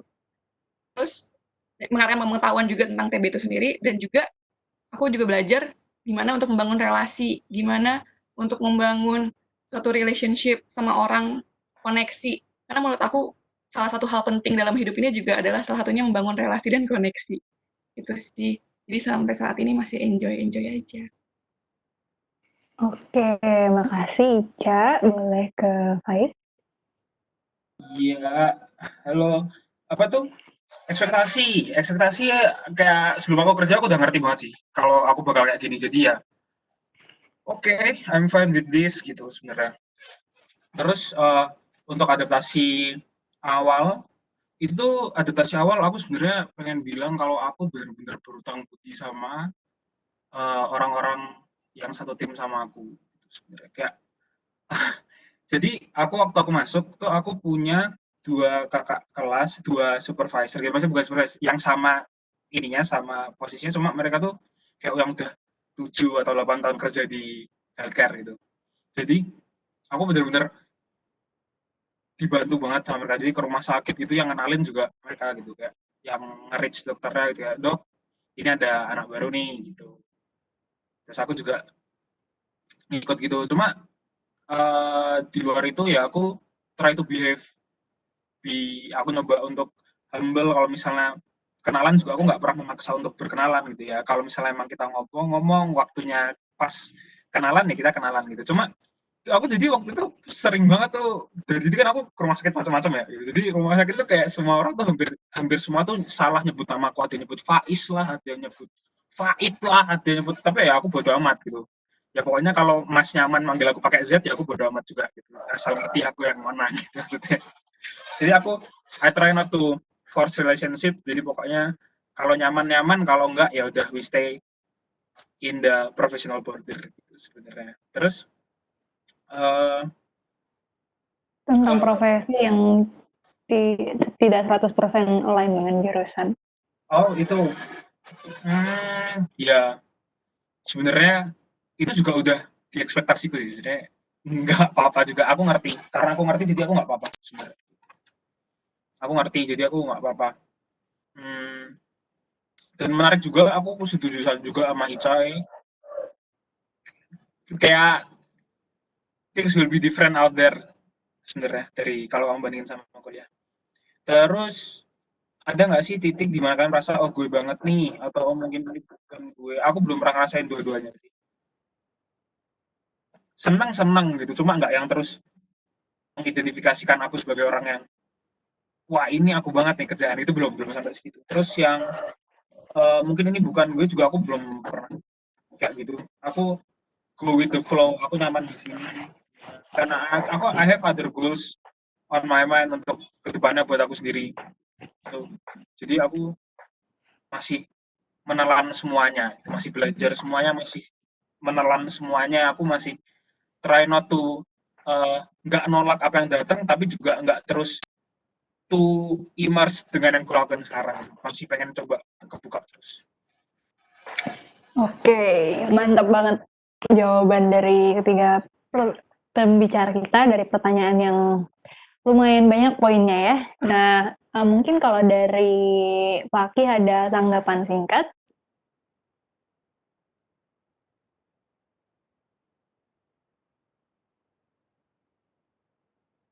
Persilakan. Halo? Iya.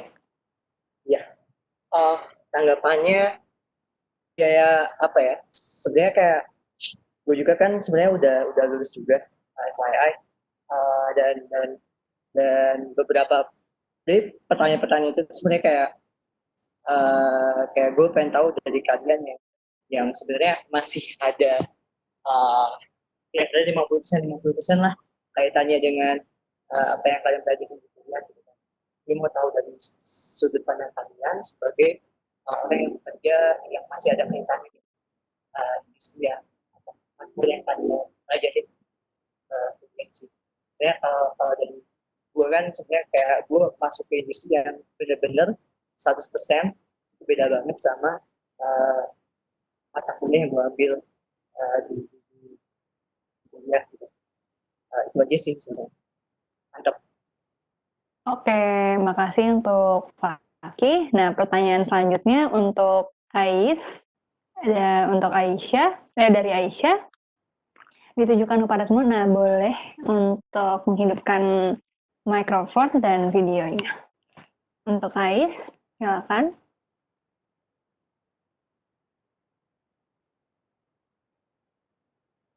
Ya, baik. Terima kasih. Assalamualaikum warahmatullahi wabarakatuh.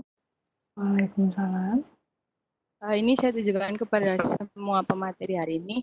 Untuk pertanyaan pertama, itu kan kalian kurang lebih background-nya sama kan, di elektro sama di teknik biomedis. Nah, itu bagian kuliah mana yang paling banyak diimplementasikan ketika kalian terjun di dunia industri. Dan yang kedua, sebagai fresh graduate ya, saya kan baru lulus juga nih tahun kemarin. Nah, itu untuk apply ke dunia industri, sebenarnya sesuatu apa yang perlu kita persiapkan atau diimprove dulu sebelum berani apply gitu. Ya, mungkin terima kasih. Oke, makasih ya Yes. Boleh langsung dijawab. Siapa yang mau duluan? Silakan aja. Dari aku dulu boleh deh. Buat industri sendiri berhubungan apa ya dengan jurusan ketika kuliah. Salah satu yang paling tadi kayak udah dijelasin yang sangat berperan penting itu instrumentasi medis karena ya sistem pengukuran dan lain-lain itu benar-benar kepake sih di pekerjaan saat ini. Selain itu juga salah satu bidang yang benar-benar berhubungan sama pekerjaan sekarang sih untuk analisis misalkan ada masalah di sampel atau di reagennya lebih ke biologi molekuler sih dan itu juga kan sangat menggambarkan gimana hubungan antara suatu reaksi kimia dengan hasil yang didapatkan dari produk tersebut. Nah, hal-hal yang kayak gitu sih yang kepake. Tapi memang sebagian besar sih belajar lagi ya di bukan dari ilmu kuliah aja, tapi juga kita harus belajar lagi. Nah, itu sih memang tantangan ketika udah kerja. Karena nggak bakal 100% sesuai sama apa yang kita pelajari ketika kuliah. Terus selanjutnya, sebagai fresh graduate, apa aja yang harus disiapkan? Yang pertama, menurut aku pribadi sih, kita harus percaya diri dan siap mental. Soalnya apapun yang kita lakukan belum tentu sesuai sama yang kita harapkan kan. Kadang juga, ya saya juga pernah beberapa kali ketolak di tempat kerja yang lain, juga sempat sampai beberapa kali apply atau kayak Ica yang sampai 4 kali apply ke Metronics kan itu juga salah satu apa ya kayak kita harus memang ya kuat hati dan mental sih kalau memang mau untuk apply pekerjaan karena ya itu nggak selalu sesuai sama ekspektasi kita. Terus selain itu juga misalkan punya soft skill atau hard skill yang bisa mendukung, misalkan pernah jujur yang benar-benar membantu saya ketika interview di sistem itu adalah karena saya dulu pernah juga join di robotics di ITB dan itu juga jadi poin plus saya ketika apply ke sana. Nah, jadi mungkin teman-teman bisa melihat ketika ada peluang apa di perusahaan tertentu, nah coba disesuaikan dengan diri teman-teman. Misalkan teman-teman ngerasa, oh itu udah cukup, ya sebaiknya segera apply aja sih. Soalnya ya kita nggak tahu kadang yang requirement-nya lebih tinggi bisa aja buat nerima yang fresh grade atau semacamnya. Peluang selalu ada, itu aja sih. Oke, boleh dilanjut? Dari Ica mungkin?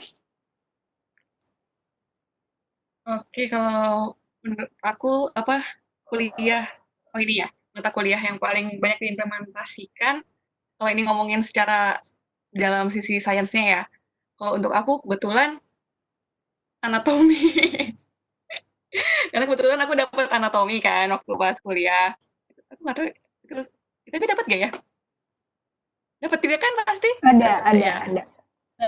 Kebetulan di aku tuh jadi karena kita belajar tentang jantung kan, anatomi jantung. Aku tuh harus paham banget sebenarnya tentang anatomi jantung apalagi dari pembuluh koroner itu sendiri. Benar-benar harus pakem luar dalam lah istilahnya. Karena ketika kita ngomong sama dokter, kita pun harus paham kan dengan apa yang kita omongin biar nyambung gitu sama dokter ngomongnya enak. Jadi kayak benar-benar harus pakem di bagian anatomi dan fisiologinya gitu. Kalau dalam sisi ininya ya, cuman benar tadi yang kata Habi, emang nggak bakal 100% benar-benar persis. Kita ada yang harus kita pelajarin lagi, perdalam lagi. Terus juga komunikasi. Kebetulan waktu aku kuliah juga aku ambil komunikasi. Mata kuliah minornya ada komunikasi, manajemen, yang kayak gitu. Jadi emang benar-benar kayak gabungan keseluruhan itu, nggak cuma dari satu matkul doang yang benar-benar, cuman emang benar-benar gabungan ke semuanya yang akan membentuk yang paling berperan dalam kerjaan aku sekarang. Nggak bisa cuma ngomong satu atau dua matkul, benar-benar menggabungkan semuanya sih. Gitu. Terus persiapannya setuju lagi sama Habi, emang dan kesiapan kita dan jangan mau menyerah, pantang menyerah. Karena kalau kita gagal sekali terus kita udah nyerah, kayak ya udah, terus gimana mau kelanjutannya? Kita harus coba lagi kan sampai akhirnya kita dapat. Karena gagal itu wajar, ditolak itu wajar, jangan takut untuk gagal, jangan takut untuk ketika kita ditolak atau nggak keterima ini. Masih banyak peluang lain yang menunggu kalian kayak gitu. Jadi jangan cepat menyerah dulu, pokoknya jangan cepat down dulu sebelum itu. Terus selain itu juga soft skill juga penting sih. Karena pagi waktu interview kan, benar-benar yang dilihat tuh soft skillnya. Pengalaman waktu aku interview, kayak interviewer aku tuh benar-benar ngelihatnya tuh di soft skill gitu sama pengalaman organisasi, pengalaman ini di buku-bukunya di situ aja. Akademiknya malah nggak gitu dilihat, tapi kayak lebih ngubek-ngubek dari pengalaman organisasi ataupun pengalaman-pengalaman lain gitu. Jadi jangan khawatir gitu. Pokoknya karena pasti emang kalau udah jalannya pasti ada tempat yang untuk kalian kayak gitu. Jangan untuk mencoba dan jangan takut untuk gagal. Itu sih. Oke. Nah, mungkin dari Kak Faik? Itu aku lucu dah. Ya kalau Ica interviewernya mau ngutang-atik masalah akademik apa sih, orang udah ada tulisannya mas outstanding student itu perlu tulis apa lagi gitu, apa lagi dijelasin kan sebenarnya. Ya ini akan nanya lah. Jadi sudah apa sih tadi? Oke. Yang aku ingat Jangan gitu. Yang pelajaran elektronika nyambung, image processing ada sedikit buat ngerti produknya. Yang ketiga anatomi fisiologi. Ya udah itu 3 yang nyambung. Terus persiapan, aku setuju sama Ica dan Habis. Kalian tuh gini, apa yang namanya kerja itu kan cocok-cocokan ya gitu. Ngerti apa? Maksudnya build CV yang baik gitu, build CV yang baik yang nyambung sama yang kamu pengen kerjain. Jadi plan ahead dari awal kamu tuh pengen kerja apa kayak gitu. Terus juga ngerti juga gimana sih healthcare industry itu kayak gimana. Makanya kamu ikut yang kayak gini kan supaya kamu tuh ngerti industri healthcare tuh butuhnya orang kayak gimana sih gitu loh maksudnya. Gitu. Nah, terus IP bagus, of course improve ya, tolong itu nomor 1. Terus sama soft skill itu juga biasanya ya gimana ya, bukan cuma di industri doang sih, yang namanya kerja gitu pasti akan ada itunya, dan itu sedikit banyak berpengaruh sama karir kalian gitu sebenarnya. Jadi kayak yang ya nggak boleh gimana ya, ya nilainya bagus tapi soft skill-nya juga bagus. Oke, nah kalau yang aku tangkap itu head and heart ya. Kalau di sini yang perlu dipersiapkan itu selain soft skill, hard skill juga, dan juga kegigihan untuk dapat pekerjaan yang kita inginkan gitu. Jangan patah semangat karena gagal di awal. Oke, mungkin dari Ais ada tanggapan sedikit? Dari saya mungkin saya rasa udah cukup, udah terjawab semua. Jadi terima kasih. Oke, sama-sama Ais. Nah, selanjutnya ada pertanyaan dari Ervan. Boleh untuk Ervan? Halo, udah terdengar belum? Oke.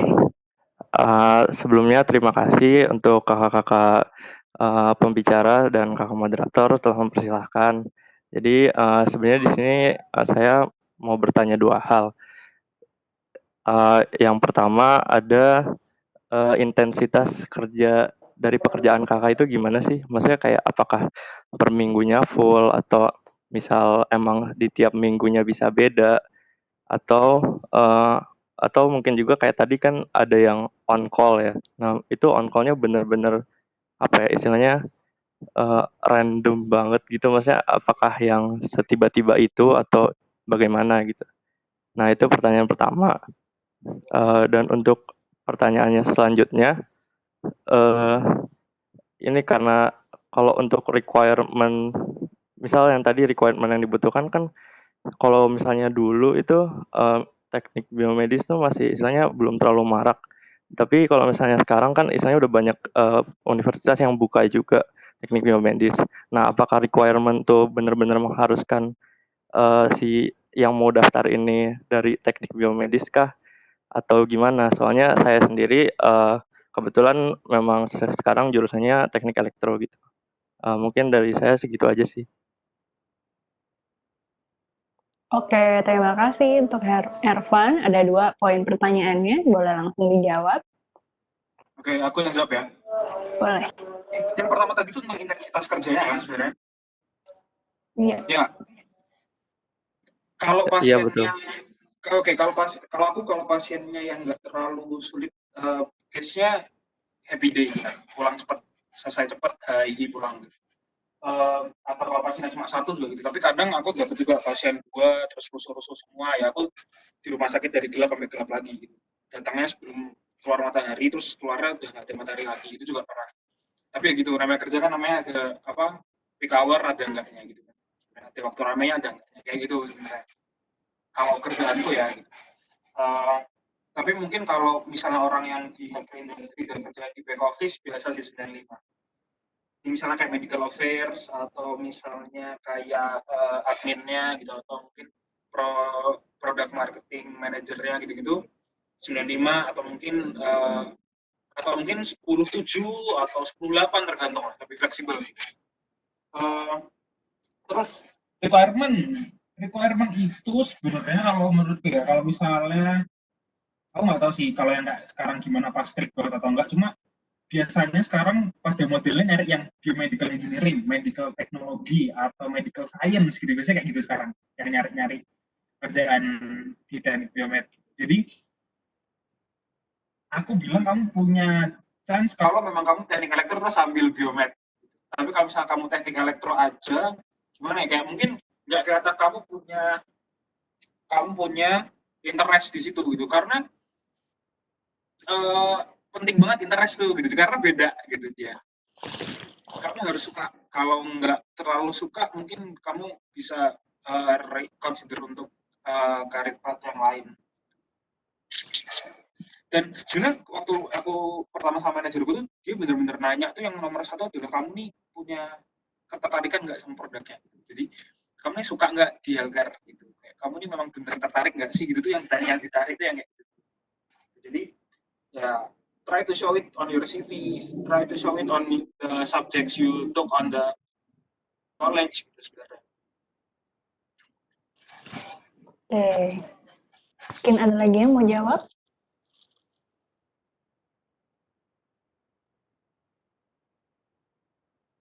Aku dulu juga boleh sih. Jadi pertanyaan pertama, tadi pertanyaan pertamanya tentang ini ya, tentang requirement. Iya. Oke. Untuk requirement sebenarnya kalau di Sysmex sendiri untuk service engineer itu bisa aja misalkan dari teknik elektro, soalnya memang kebanyakan kita kurang lebih ada 20 engineer di Sysmex dan sebagian besar itu teknik elektro kok lulusannya, bukan dari teknik biomedis. Dan kebetulan saat ini baru aku sendiri yang dari teknik biomedis. Jadi ya ada peluang sih, misalkan dari teman-teman teknik elektro juga mau masuk misalkan di Sysmex kayak gitu untuk jadi service engineer. Selain itu juga misalkan kan di departemenku sendiri tuh ada yang namanya application specialist. Nah, kalau application specialist itu mungkin mirip sama pekerjaannya Kak Paik sama Ica, tapi bedanya mereka cuman training dan ngasih tentang penjelasan produk, bukan sampai ke penjualan juga. Nah, jadi itu mungkin juga bisa buat teman-teman yang misalkan basicnya lebih ke science ketimbang dari sisi engineering. Untuk yang kedua, working hour. Iya, working hour kalau di sisi sih fleksibel banget ya. Maksudnya kalau lagi beruntung kadang bisa kayak berangkat jam 8, oh alatnya ya banyak nih masalahnya, tek selesai jam 10 pulang. Ada kondisi kayak gitu. Tapi ada juga kondisi misalkan oh ada error nih, ditelepon sama customer-nya, bisa nggak besok pagi? Pagi jam berapa? Jam 6 pagi misalkan. Oke, ke Bogor jam 6 pagi, berangkat dari Jakarta jam 5 subuh misalkan. Terus habis itu ngerjain nggak solve-solve sampai jam 9 malam juga pernah. Jadi kerjanya dari jam 5 pagi sampai jam 9 malam. Nah, itu ada kondisi-kondisi tertentu yang kadang bisa cepet, kadang bisa lama. Nah, kalau kayak lagi kondisi COVID sekarang sih justru cenderungnya lebih cepat ya, karena memang kita sama pihak Sismek sendiri mengurangi interaksi ke rumah sakit, dan misalkan baru ada masalah aja misalkan yang krusial banget yang baru kita datengin. Dan yang untuk on call tadi, Sismek sendiri sebenarnya untuk customer tertentu yang misalkan memang sangat sangat krusial, misalkan customer besar banget, yang grup misalkan kayak tadi yang disebut Ica, ya itu tadi Siloam misalkan salah satunya. Nah itu tuh 24 jam 247. Jadi ya misalkan ada call dari mereka, ya ada engineer yang jaga di hari Sabtu dan Minggu juga, dan di atas jam 5 kayak gitu. Jadi memang apa ya, pace kerjanya itu sebenarnya fleksibel sih, tapi kalau sekarang sih lebih banyak agak santainya karena kondisi pandemi ini gitu. Oke, thank you Habi. Mungkin kalau dari Ica ada yang mau ditambahkan atau mirip-mirip? Setuju sih, kayak sama kayak setuju sama Habi sama Kak Faik. Untuk jam kerja aku juga fleksibel banget. Dan kebetulan juga nggak ada lembur, jadi kalau misalkan kerja malam pun ya udah, emang karena jam kerja fleksibel. Bisa hari ini aku mulai kerja jam 5 sore, tapi besok bisa jam 6 pagi. Bisa juga pulangnya jam 10, kayak aku nungguin dokter kan di cath lab tuh, pasti kasih Kak Faik juga sering sampai malam kayak gitu. Dan karena fleksibel banget ya itu sih, jadi kebetulan di jabatan aku tuh nggak ada uang lembur, jadi kayak mau jam berapapun harus tetap kita bisa gitu. Terus kalau buat requirements, kalau misalkan di role aku ya, job role aku ya sebenarnya itu emang ditulisin sih biasanya kayak biomedical engineering atau bioengineering atau dan sebagainya. Cuman pada kenyataannya pun juga nggak cuman anak-anak TB doang sebenarnya gitu. Ada teman aku juga yang satu role sama aku, bukan satu role yang ikut manajemen trainee itu, ada yang dari teknik industri, ada yang dari teknik kimia. Nah, aku setuju nih sama Kak Faik yang bilang kalau misalkan tergantung interest kita. Mereka juga kalau misalkan emang kamu bukan dari TB, cuman kamu interest banget di healthcare, pasti juga mereka mempertimbangkan. Karena yang paling penting tuh ketika kita udah interest, ketika kita udah suka, pasti willingness to learn kita lebih tinggi. Kayak udah kayak tinggi banget nih, karena kita wah suka nih, tertarik banget. Nah, itu sih yang dilihat. Nah, itu juga tergantung sama role kita masing-masing sih. Mungkin kalau untuk engineer pasti nyarinya juga emang yang sangat-sangat engineer yang kayak TB atau elektro gitu. Cuman karena aku lebih fleksibel gitu, jadi sebenarnya terbuka untuk siapapun sebenarnya. Cuman emang harus benar-benar kelihatan interest di medical device gitu. Setuju sama Kak Faik sama Habib. Sip. Nah, kurang lebih sama ya. Mungkin ada pertanyaan terakhir yang ada di DM. Jadi mungkin karena mic-nya bermasalah, jadi di DM. Jadi pertanyaannya untuk Kak Ferisha dan Kak Faik, karena posisi kakak sebagai sales, dalam proses menjadi sales tuh latar belakangnya edukasi teknik. Nah, apakah ada hal yang perlu dipersiapkan sebelumnya untuk mencapai posisi itu? Mungkin bisa dijawab singkat aja karena ini pertanyaan terakhir dari kita hari ini. Mungkin dari Ica langsung. Oke, yang pertama yang perlu disiapin ya. Dari selain product Nadira knowledge, pertanyaannya. Iya, kenapa? sorry. Pertanyaannya dari Nadira. Oh iya. Jadi selain dari product knowledge ya, karena itu kan sesuai background kita. Selain dari product knowledge, yang pertama itu komunikasi. Karena kita sebagai sales itu kita sebagai kayak garda terdepan perusahaan kita. Kita adalah wajah-wajah terdepan perusahaan kita yang cerminan gitu loh. Bagaimana kita komunikasi dengan orang, bagaimana kita behave dengan orang, itu behavior kita itu semua cerminan perusahaan. Jadi kalau kita sampai salah, perusahaan kita pun kena. Tuntutannya di situ. Jadi kayak kita beneran harus nggak menyeramkan itu. Kalau kita salah juga maksudnya masih manusiawi gitu ya. Cuman sebisa mungkin menjaga itu karena kita adalah cerminan paling depan nih. Karena kita yang orang lapangan yang dilihat customer tentang perusahaan kita. Kemudian manajemen karena kita mengatur semua sales, misalnya karena kita kan kita dikasih area. Nah, kita tuh yang mengatur area kita tuh kita sendiri gitu. Yang kita harus memanage kapan harus hari ini misalnya kalau aku tuh aku yang ngatur sendiri nih. Kapan hari ini ke rumah sakit ini, kapan hari ini ke rumah sakit B, kapan besok ke rumah sakit C-nya itu kapan. Kita tuh yang benar-benar harus mengatur time schedule kita sendiri gitu. Terus belajar tentang banyak banget sumpah sebenarnya. Aku belajar waktu di sales tuh supply chain juga. Terus belajar tentang ekonomi dikit-dikit, maksudnya tentang bisnis lah dikit-dikit, ngomongin bisnis dan lain-lain kayak gitu. Itu sih, tapi yang paling penting sebenarnya kepercayaan diri dulu, karena kita kan ketemunya, misalnya kita eksternal kan, keluar sama orang, kita harus percaya diri untuk ngomong sama orang, berani sama orang, percaya diri. Itu sih. Mungkin Kak Faik mau nambahin? Boleh langsung Kak Faik?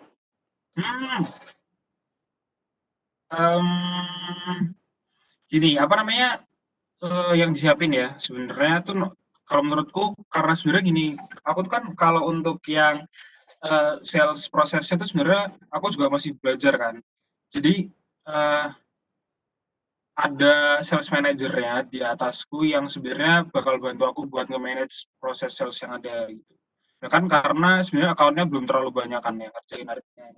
Jadi yang kalau untuk yang beneran sales mungkin kita bisa refer ke yang dibilang sama Ica aja ya. Tapi most of the time saat kita kerja ngejualin produk, jualan produk medik itu nomor satu product knowledge sih sebenarnya pasti. Product knowledge dan try to stay humble lah gitu sebenarnya. Oke, makasih Kak Faik. Nah, wah nggak kerasa udah jam 3:43.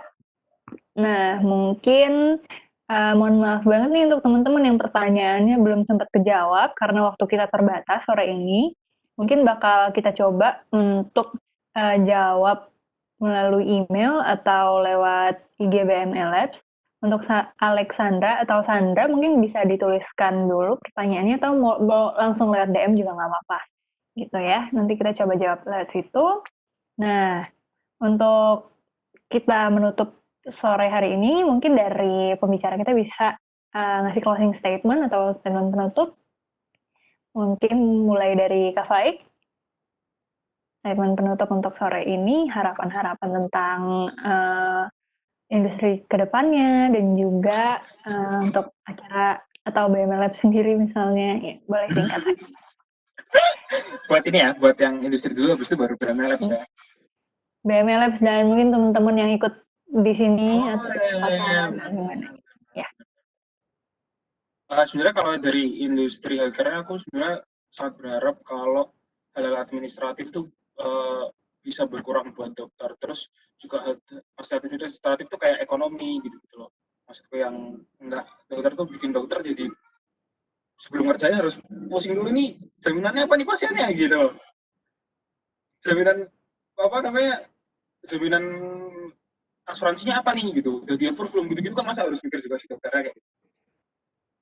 Aku pengen itu berkurang karena menurutku dokter di Indonesia tuh jago banget menurutku. Mereka tuh pintar-pintar banget, sekolahnya dari luar negeri juga. Skillnya juga sama jagonya, dan aku harap kalau misalnya mereka nggak ada masalah dengan administratif itu, they can choose mau pakai produk yang mana untuk pasien yang mana, mau belajar apa, mau riset apa gitu, bisa semua. Itu yang pertama. Yang nomor dua ya semoga orang-orang di Indonesia makin ngerti juga gimana sih pentingnya buat jaga kesehatan. Karena banyak banget penyakit yang datang ke rumah sakit itu adalah penyakit yang bisa dicegah dari zaman kecil. Sebenarnya banget jantung koroner, diabetes, paru-paru itu kan semua habit ya.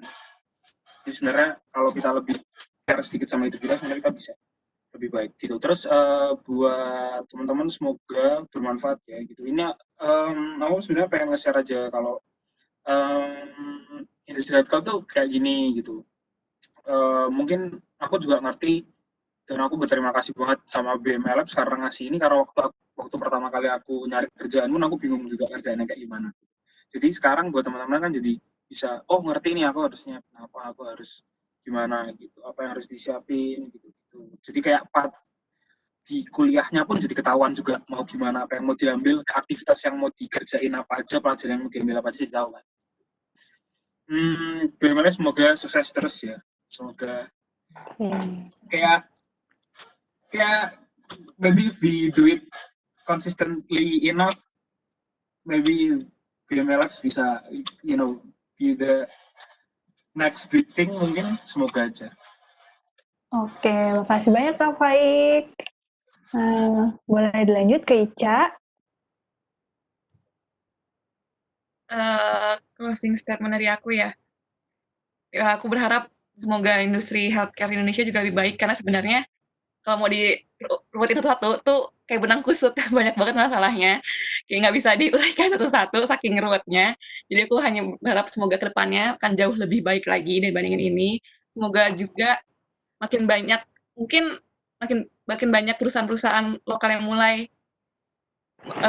decide untuk produksi sendiri, jadi nggak bergantung sama impor lagi, mungkin, amin, di depannya. Jadi kayak karya anak bangsa gitu, Ciel. Terus buat BML Labs, semoga makin sukses, karena salut banget aku dari yang waktu aku mention di awal juga, kayak aku salut banget sama wadah ini, karena emang ini sebenarnya ini yang kayak aku butuh waktu lulus gitu loh, tapi kayak baru ada sekarang, nggak apa-apa maksudnya. Jadinya aku juga jadi mau gitu loh sharing-sharing ke adik-adik yang mungkin emang bingung, nggak punya, mungkin kayak waktu aku dulu nggak punya arah, nggak punya tujuan, abis ini mau kemana. Sekarang kan ketika tahu sharing gini kan mungkin setidaknya ada gambaran lah setidaknya. Semoga juga bermanfaat buat teman-teman juga gitu. Semoga sukses terus BML Labs. Oke, thank you. Untuk Abi. Harapannya sih sama sih pada umumnya, berharapnya industri medis kita bisa lebih maju lagi, bisa lebih yang paling penting adalah gimana biar memutus birokrasinya. Terlalu banyak sih menurut aku sendiri birokrasi di bidang medis kita. Dan satu hal lagi yang penting adalah aku berharap ke depannya kita punya perusahaan medis sendiri dari Indonesia. Karena apa? Karena yang paham tentang penyakit kita itu kita sendiri. Dan ya biasanya sih tiap negara itu punya apa ya, kayak penyakit-penyakitnya sendiri lah yang tingkat kasusnya tinggi. Dan dengan kita punya perusahaan sendiri yang dari negara kita sendiri, harapannya kita bisa lebih paham gimana kondisi negara kita dan bisa mendeliver produk-produk industri medis yang lebih cocok, baik dari sisi kualitas maupun dari sisi harga juga, yang mungkin bisa lebih ditekan ketika kita bisa produksi sendiri. Itu. Terus buat teman-teman semua, saya berharap semoga tetap bisa berkarir di bidang apapun itu yang bisa bermanfaat bagi semua pihak, baik itu bagi teman-teman sendiri ataupun bagi Indonesia mungkin. Ya kita berharap bersama-sama biar kolaborasi di bidang biomedical engineering ini ataupun dengan para dokter ataupun dari teman-teman klinisi lainnya bisa lebih banyak, agar kita bisa lebih apa ya, kayak bisa sharing-sharing pengetahuan yang mungkin kita nggak tahu, jadi bisa lebih tahu kayak gitu. Dan buat BML Labs semoga bisa terus konsisten memberikan pengetahuan bagi seluruh teman-teman yang interest ke bidang biomedical related, baik itu biomedical science maupun biomedical engineering. Oke, makasih banyak untuk Abi. Makasih banget nih untuk teman-teman pembicara di sini, Ica, Kak Faik, dan juga Abi. Makasih banget untuk waktunya, dan juga nggak kalah pentingnya, terima kasih untuk teman-teman yang udah jadi peserta di Lab Meet kedua ini. Semoga bermanfaat, dan jangan lupa untuk isi feedback untuk kita biar acara selanjutnya bisa lebih baik lagi dari yang sekarang di bit.ly/feedback labmeet2. Itu ada di comment section. bit.ly/feedback/labmeet2, boleh langsung diisi. Dan kalau ada saran, terus juga ada kritik dan ada yang mengganggu atau gimana, bisa langsung tulis aja di sana. Gitu. Nah, untuk menutup sore kali ini, mungkin highlight dari pembicaraan kita sore hari ini adalah betapa sebenarnya industri healthcare ini sebuah industri yang sangat berbeda dari industri lainnya, yaitu industri yang selain ada tenaga kesehatan, juga ada kita sebagai engineer dan sales representative juga atau associate yang membangun sama-sama di industri ini, dan juga tujuan kita adalah pada akhirnya ke kesehatan kita bersama gitu, kesehatan manusia terlepas dari apapun role kita gitu. Pada akhirnya tujuannya adalah sama gitu. Dan semoga kedepannya di Indonesia nggak cuma produk-produk impor doang yang kita urusin, tapi kita juga bisa muncul dengan produk-produk kita sendiri, yaitu produk Indonesia. Dan itu harapan kami sama-sama untuk teman-teman yang ikut sini, semoga sama-sama bisa terinspirasi, belajar